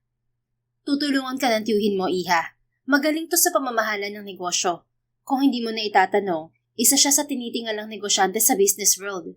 Pagbibida ni Lorraine. Alam naman niyang walang background sa business ang asawa nito, pero sumakay na lang siya sa sinabi nito. Talaga po? Ang galing naman ni Tito George. Kung matutulungan niyo po ako, kayo po muna magiging chairman ng Whitmore Group habang hindi ko pa kayang pamahalaan yun. Kulang na lang ay magningning ang mga mata ng mag-asawa sa sinabi niya. Makakaasa ka, Iha. Hindi kita bibiguin. Matapos niyang makausap ang dalawa, nagpadala agad siya ng mensahe kay Magnum. Sinabihan niya itong hayaan muna kay George ang posisyon bilang chairman at sabihan ang mga empleyado na sundin ang gusto ng tiyuhin niya. Hindi naman siya nabigo. 3 araw pa lang itong pumapasok sa kumpanya, feel na nito ang pagiging chairman, kahit sa mansyon ay umaasta itong hari. Isang umaga, 3 lamang silang dumulog sa hapagkainan. Wala ang mga anak ni Lorraina at ang manugang nito. George, gumawa ka ng paraan para ilabas sa kulungan sina Jeff at Leonard. Saad ni Lorraina. Tita, ano pong nangyari kina Jeff at Leonard? Tanong niya na may peking pag-aalala. Tumahimik ka, Chriselle. Hindi ikaw ang kinakausap ko. Singhan nito sa kanya. Tumahimik na lang siya saka pa simpleng umiti. Siya ang utak ng pagkakakulong ni Jeff at Leonard. Inutusan niya ang isa niyang tauhan na i-report sa mga pulis ang lugar kung saan madalas tumatambay ang magkapatid habang gumagamit ng pinagbabawal na gamot. Bumalik ang mga ito sa dating bisyo dahil sa perang kinukuha ng mga ito sa kanya. Barya lang naman sa kanya ang milyon-milyong nakukuha ng mga to. Pero daan yun para makulong ang dalawa. Hayaan mo't kakausapin ko si attorney para mailabas sila sa kulungan. Makapangyarihan na tayo ngayon, kaya mamaya lang makakalaya na sila. Mayabang na tugon ni George. Pagbayarin mo rin ang lalaking bumugbog kay Mercedes. Nasa ospital ang anak nating babae dahil sa hayop na yon. Akala mo kung sinong mayaman? Mas mayaman pa tayo sa kanya ngayon. Sige, akong bahala, mahal. Isa pa pala tong si Minda. Hiniwalayan si Jeff dahil sinaktan siya. Turuan mo rin ang reaksyon ng babaeng yon. Siguraduhin mong mahihirapan siya kahit saang sulok na bansa siya pumunta. Oo na, ako na bahala sa lahat ng yan. Pasimpleng napailing si Chriselle. Alam niya nang umalis si Minda dahil nagpaalam ito sa kanya at humingi ng sorry. Ito lang ang mabait sa pamilya ni Lorraina, kaya binigyan niya ito ng pera para lumayo. Mabuti nga at naumpog na ito, kaysa magtiis ito sa pamilya ng asawa na puro mga patapon. Tito, tita, may nagpadala po ng package sa akin kahapon. Ayoko pong maniwala sa nilalaman yon dahil alam kong hindi niyo magagawa yon. Malungkot niyang sabi para sa huling plano niya. Ano bang laman ng package na yon, ha? Masungit na tanong ni Lorraina. Dinampot niya ang kahon na nasa paanan niya at ibinigay sa mag-asawa. Mga larawan yun ni George mula sa aksidente ng kanyang mga magulang na pahirapan pang nakuha ng informant niya. Hindi ko po alam kung kanino nanggaling yan. Wala po kasing nakalagay na sender. Ano pong ginagawa mo sa lugar na yon, Tito? Diyan na aksidente sina Mommy at Daddy. Pero bakit nariyan din po kayo? Di ba umalis po kayo noon? Walang bakas ng pagkagulat o takot sa mukha ng mag-asawa matapos makita ang mga larawan. Simple lang. Dahil ako nagmamaneho ng truck na bumangga sa sasakyan ng mga magulang mo. Pagkatapos, binuhusan ko ng alak ang driver nila para lumabas na lasing siya habang nagmamaneho. At yun ang dahilan ng aksidente. Nagsisinungaling ka lang, Tito. Hindi mo magagawa yon. Mahigpit niyang hinawakan ang sariling kamay sa ilalim ng mesa. Pinipigilan niya ang galit para masabi ng tiyuhin niya ang dahilan kung bakit nagawa nito yun sa mga magulang niya. Anong hindi? Nagawa ko na nga eh. Pabida kasi ang daddy mo. Siya na lang palagi ang magaling sa mga mata ng lolo mo. Pareho lang naman kaming walang dugong Whitmore. Pero siya ang paborito. Isa pa yung mami mo. Binasted ako at mas pinili ang daddy mo. Mabuti na lang mahal ako ng tita Lorraina mo. Kaya ngayon, nasa aming dalawa pa rin ang huling halakhak. Kahit anong pigil ni Chriselle sa galit niya, lumabas pa rin yun sa mga luha niya. Hindi niya napigilan ang pag-iyak sa napakababaw na dahilan ng tiyuhin niya. Pinatay mo sila dahil lamang binastad ka ni Mommy at paborito ni Lolo si Daddy. Ang babaw ng dahilan mo, Tito George. Hindi ka ba nakokonsensya sa ginawa mo, ha? Umiling ito at malakas na tumawa. Bakit ako makokonsensya kung nakuha ko naman ang gusto ko? Kung hindi ko ginawa yun, wala ako sa kinatatayuan ko ngayon. Tignan mo ako, isa ng chairman ng Whitmore Group. Hawak ko na ang lahat at wala kang magagawa kundi sumunod sa mga sasabihin ko. Mahina ka lang naman at walang kakayahang ipagtanggol ang sarili mo. Hindi ako papayag. Isusumbong ko kayo sa mga pulis. Tumakbo si Chriselle palabas ng dining room, pero hinarangan siya ng 2 bodyguard ni George. Magpakabait ka, Chriselle, kung ayaw mong sumunod sa mga magulang mo.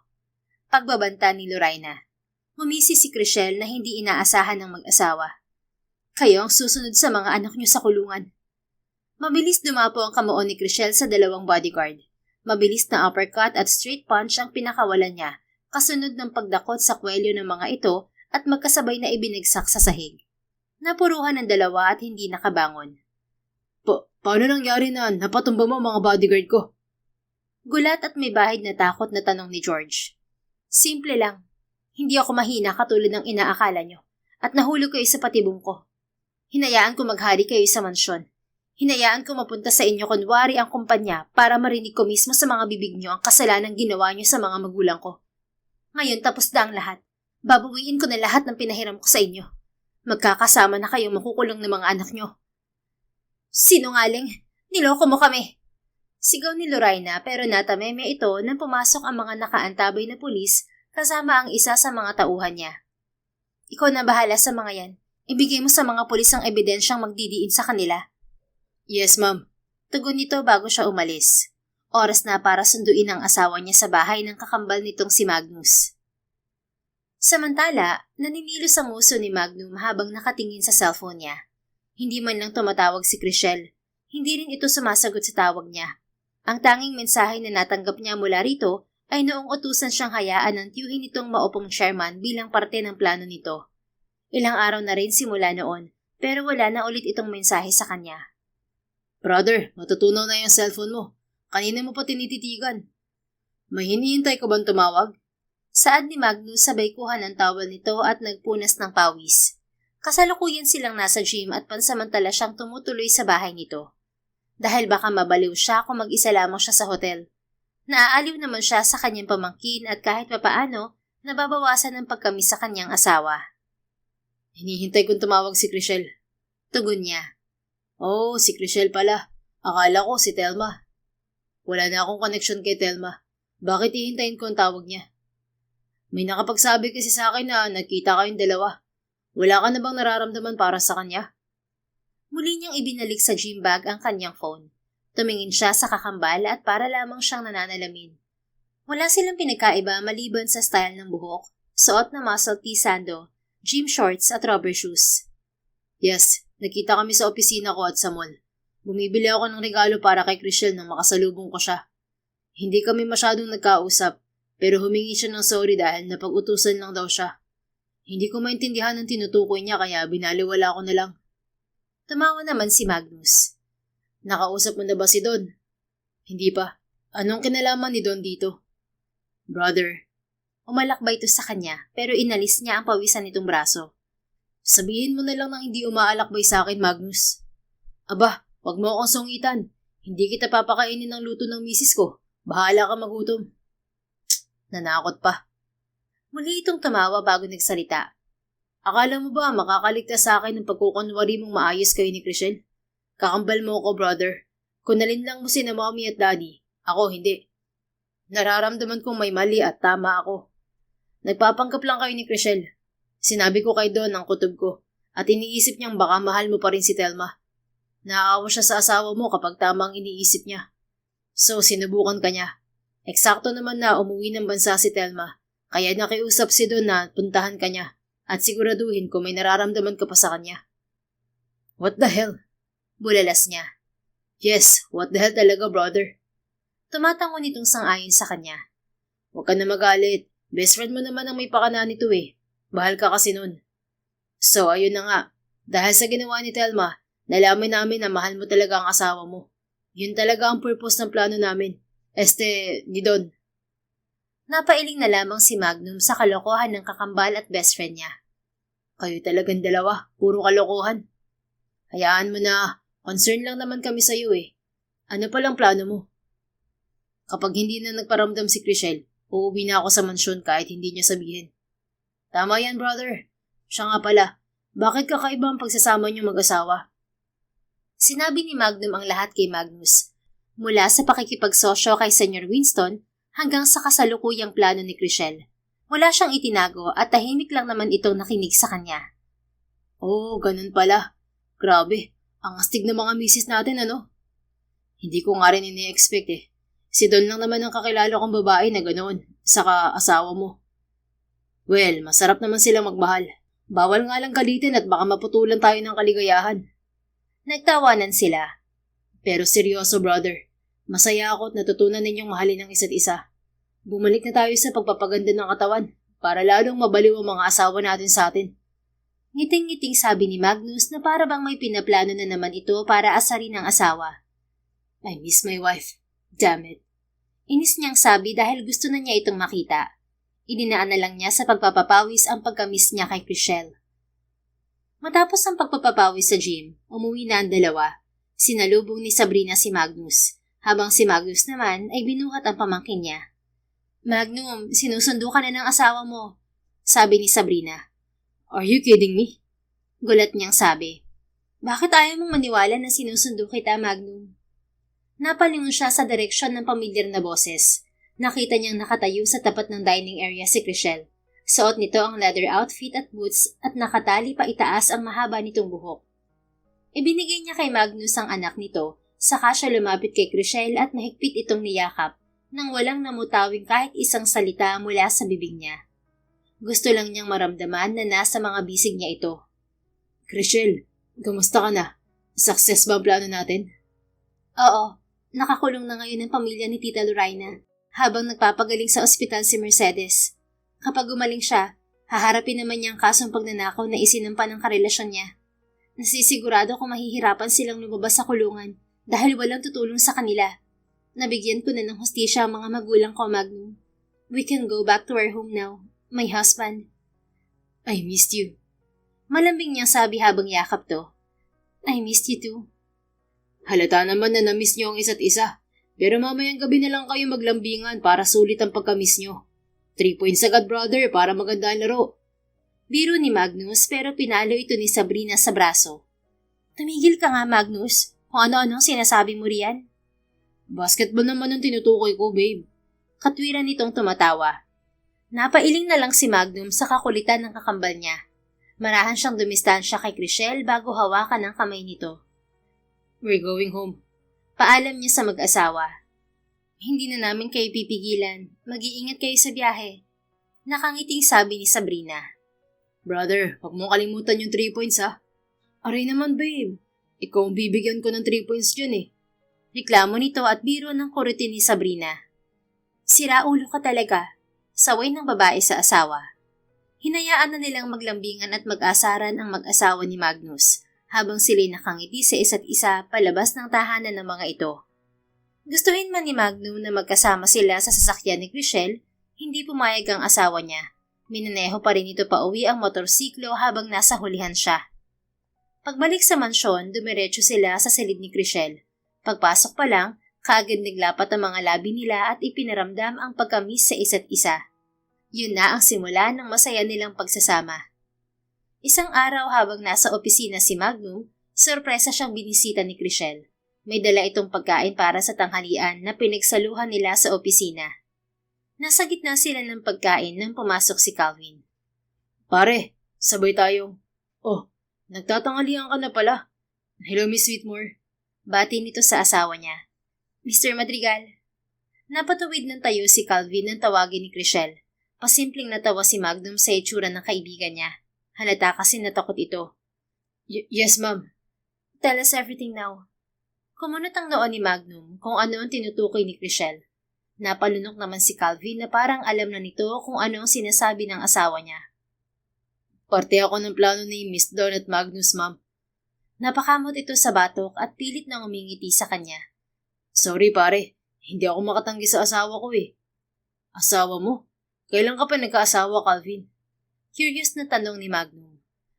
Noong umalis ako ng bansa at kasalukuyang kinakasal kayong dalawa ni Miss Whitmore. Magkasunod lamang ang mga petsa ng kasal natin. I didn't know that. Hindi ko kasi sinabi sa'yo. Ang plano ko, ipapakilala ko siya kapag ipinakilala mo rin sa akin ng asawa mo. Para it's a tie. You know his wife, Magnum, sabi ni Chriselle. Really? Who is she? Muli siyang tumingin kay Calvin na pilit pa rin nakangiti. Bumuga pa ito ng hangin kapag napupunta kay Chriselle ang tingin nito. Intimidating talaga ang aura ng asawa niya kapag may ibang tao, pero sobrang lambing kapag sila lang dalawa. It's Thelma Broadley, pare. Nakilala ko siya sa isang event na dinaluhan ko sa Dubai. Na-inlove ako sa kanya. Niligawan ko siya. Naging kami at pinakasalan ko agad siya. That's good. And congratulations, pare. Sabi niya sa kaibigan. Salamat, pare. Sige, hindi ko na istorbohin ang tanghalian niyo. Aalis na ako. Wait. Biglang napahinto si Calvin nang patigilin ni Chriselle. Paano ka nakapasok sa planong sinasabi mo? Napalunok pa ito bago nagsalita. Gusto ng asawa ko na pagsilosin si Magnum para malaman kung mahal ka talaga niya. Tapos siya naman ang magpaselo sa'yo. Ginamit niya si Mrs. Cruise para makausap si Magnum dahil alam niyang hindi siya kakausapin ng asawa mo. Hindi ko naman itinuloy yung plano nang malaman ko ang totoo mong pagkatao. Kahit lapitan ka, hindi ko nagawa. Kaya patawarin mo na ako, Miss Whitmore. Napag-utusan lang talaga kami ng bayaw mo at BFF ng asawa mo para maayos ang relasyon niyo. Okay, you may leave. Sabi ni Chriselle. Halos takbuhin ni Calvin ang pintuan makalabas lang ng opisina niya. You know everything, right? Tanong ni Magnum sa asawa. Umiti ito bago sumagot. Yeah, and it's not a big deal. Mahal ka lang talaga ni Don at Magnus. Anyway, samahan mo ako sa ospital mamaya. Binalutan ng pag-aalala si Magnum. Hinawakan niya agad ang kamay ni Chriselle. Are you hurt? Where? Tell me, my wife. Ngumiti si Chriselle sa kamarahang hinaplos ang kamay niya. I'm fine. Gusto ko lang magpa-check up kasi delayed ang menstruation ko. Napatayo si Magnum at hindi makapaniwala. Para siyang maiiyak na hindi dahil sa tuwa. You're pregnant? Hindi ko pa alam. Pero pakiramdam ko, oo. Madalas kasi ako mahilo at nasusuka. Gusto ko lang makasigurado kung buntis talaga ako. Alright, pupunta tayo ng ospital mamaya. Excited niyang sabi. Pagkatapos kumain, nagtungo sa ospital ang mag-asawa. Sobrang saya ni Magnum nang kumpirmadong magiging tatay na siya. Oh God, I'm going to be a dad. And I'm going to be a mom. Thank you for this surprise, my wife.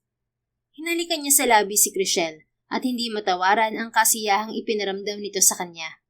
Mas lalo niya itong mamahalin at ang magiging anak nila. Dahil sa pagbubuntis ni Chriselle, naging madalas ang pagkahilo nito. Sa halip na dalhin sa ibang lugar, gumawa na lang si Magnum ng isang sorpresa sa garden ng mansyon. Pinaayos niya yon para magmukhang sunflower field, saka niya inilabas ang asawa niya. Anong meron? Bakit puno ng sunflower ang garden? Pinaupo niya muna si Chriselle sa couch na puno ng sunflower, saka siya patingkayad na umupo sa harapan nito. Siguro, hindi mo na ito natatandaan. Pero may isang tourist spot sa California na puno ng sunflower. Hindi yun ganoong kakilala ng mga turista. Pero doon kita unang nakita, wife. I'm sorry, hindi ko na talaga matandaan yun. Paumanhin ito at ramdam niya ang sinseridad sa boses ng asawa niya. Okay lang. Pero yun ang unang araw na nakita kita bago ka pa ipakilala ni Senior Winston sa akin. Nakangiti ka habang pumipitas ng sunflower at inilalagay yun sa gilid ng tenga mo. Nang araw na yun, kasama kong isa sa mga target investor ko na mahilig sa sunflower ang asawa. Dinala niya to ron kasama ako at nagpapasalamat ako sa kanila dahil nakita kita. Inaamin kong wala pa akong espesyal na damdamin sa'yo noon, pero hindi ko may kakaila na humanga ako sa mga mata mo. Simpleng paghanga yun na hindi ko akalain na unti-unting lalalim at magiging pagmamahal. Ngayon, binabalikan kong araw na yun para maalala na matagal ko na palang nakita ang babaeng ko kumpleto sa buhay ko. Hinawakan niya ang kamay ni Chriselle saka hinalikan. Hindi niya inaalis ang titig niya rito nang muli siyang magsalita. Gusto kitang iharap muli sa altar sa ikalawang pagkakataon. Pero ngayon, puno na ng pagmamahal. Kinuha niya ang singsing na binili niya sa mall pagkatapos ng unang gabi na may nangyari sa kanilang dalawa. Will you marry me again, my wife? Ngumiti si Chriselle na may hilam ng ngiti sa labi. Of course! Handa ako magpakasal sa iyo sa ikalawang pagkakataon, asawa ko. Hinding-hindi ko pinagsisihan na pinakasalan kita noon at papakasalan ulit kita ngayon. Ikaw lang ang nag-iisa kong asawa na mahal ko. Hinalikan ni Magnum sa labi si Chriselle bago niya isinuot ang singsing sa daliri nito. Umupo siya sa tabi nito saka niyakap ang misis niya. Thank you, my wife. I love you so much. Hinalikan pa niya ito sa noo. Humilig ito sa dibdib niya at yumakap sa kanya. I love you too. Sa simpleng salitang yun, buo na agad ang pagkatao niya. Sinong mag-aakala na mamahalin niya ng ganito ang babaeng kumuha sa atensyon niya? Marahil naging daan ang simpleng paghanga niya sa mga mata nito para mabilis siyang mapapayag ni Sr. Winston sa kasal. Labis niyang pinagpapasalamat na pinagtagpo sila ng tadhana at naging mag-asawa, kahit may ituturing na parang yelo sa lamig ang pagsasama nila. Nakalaunan, natutunan din nilang mahalin ang isa't isa. 2 buwan ang nakalipas nang idaos ang garden wedding ni na Magnum at Chriselle sa mismong hardin ng mansyon. Umuwi ng Pilipinas sa mga magulang ni Magnum. Dumalo rin sa kasal ang mag-asawang Don at Vander, Magnus at Sabrina, maging sina Thelma at Calvin. Habang ang mag-anak naman ni na Lorraine ay nakakulong ng lahat. Hindi rin nagtagal ay isinilang ni Chriselle ang sanggol na babae na naging buklod nilang mag-asawa para mahalin ang isa't isa. Lumipas ang mga taon, naging matagumpay ang mega project ng Whitmore Group at nanatiling chairman si Magnum, habang si Chriselle ay patuloy na pinamamahalaan ang Shadow Network, kasabay ng pagiging hands-on wife at mommy. They started their marriage with a cold attitude towards each other, but their relationship is no longer the same. There is now fire in their hearts to love unconditionally and be together until the end. Their cold marriage was just the beginning of their happy ending. The end. Kung nagustuhan mo ang istoryang ito, please don't forget to like, comment, and share it with your friends. Your support really makes a difference. Thank you and see you sa ating next story. Keep safe and be blessed.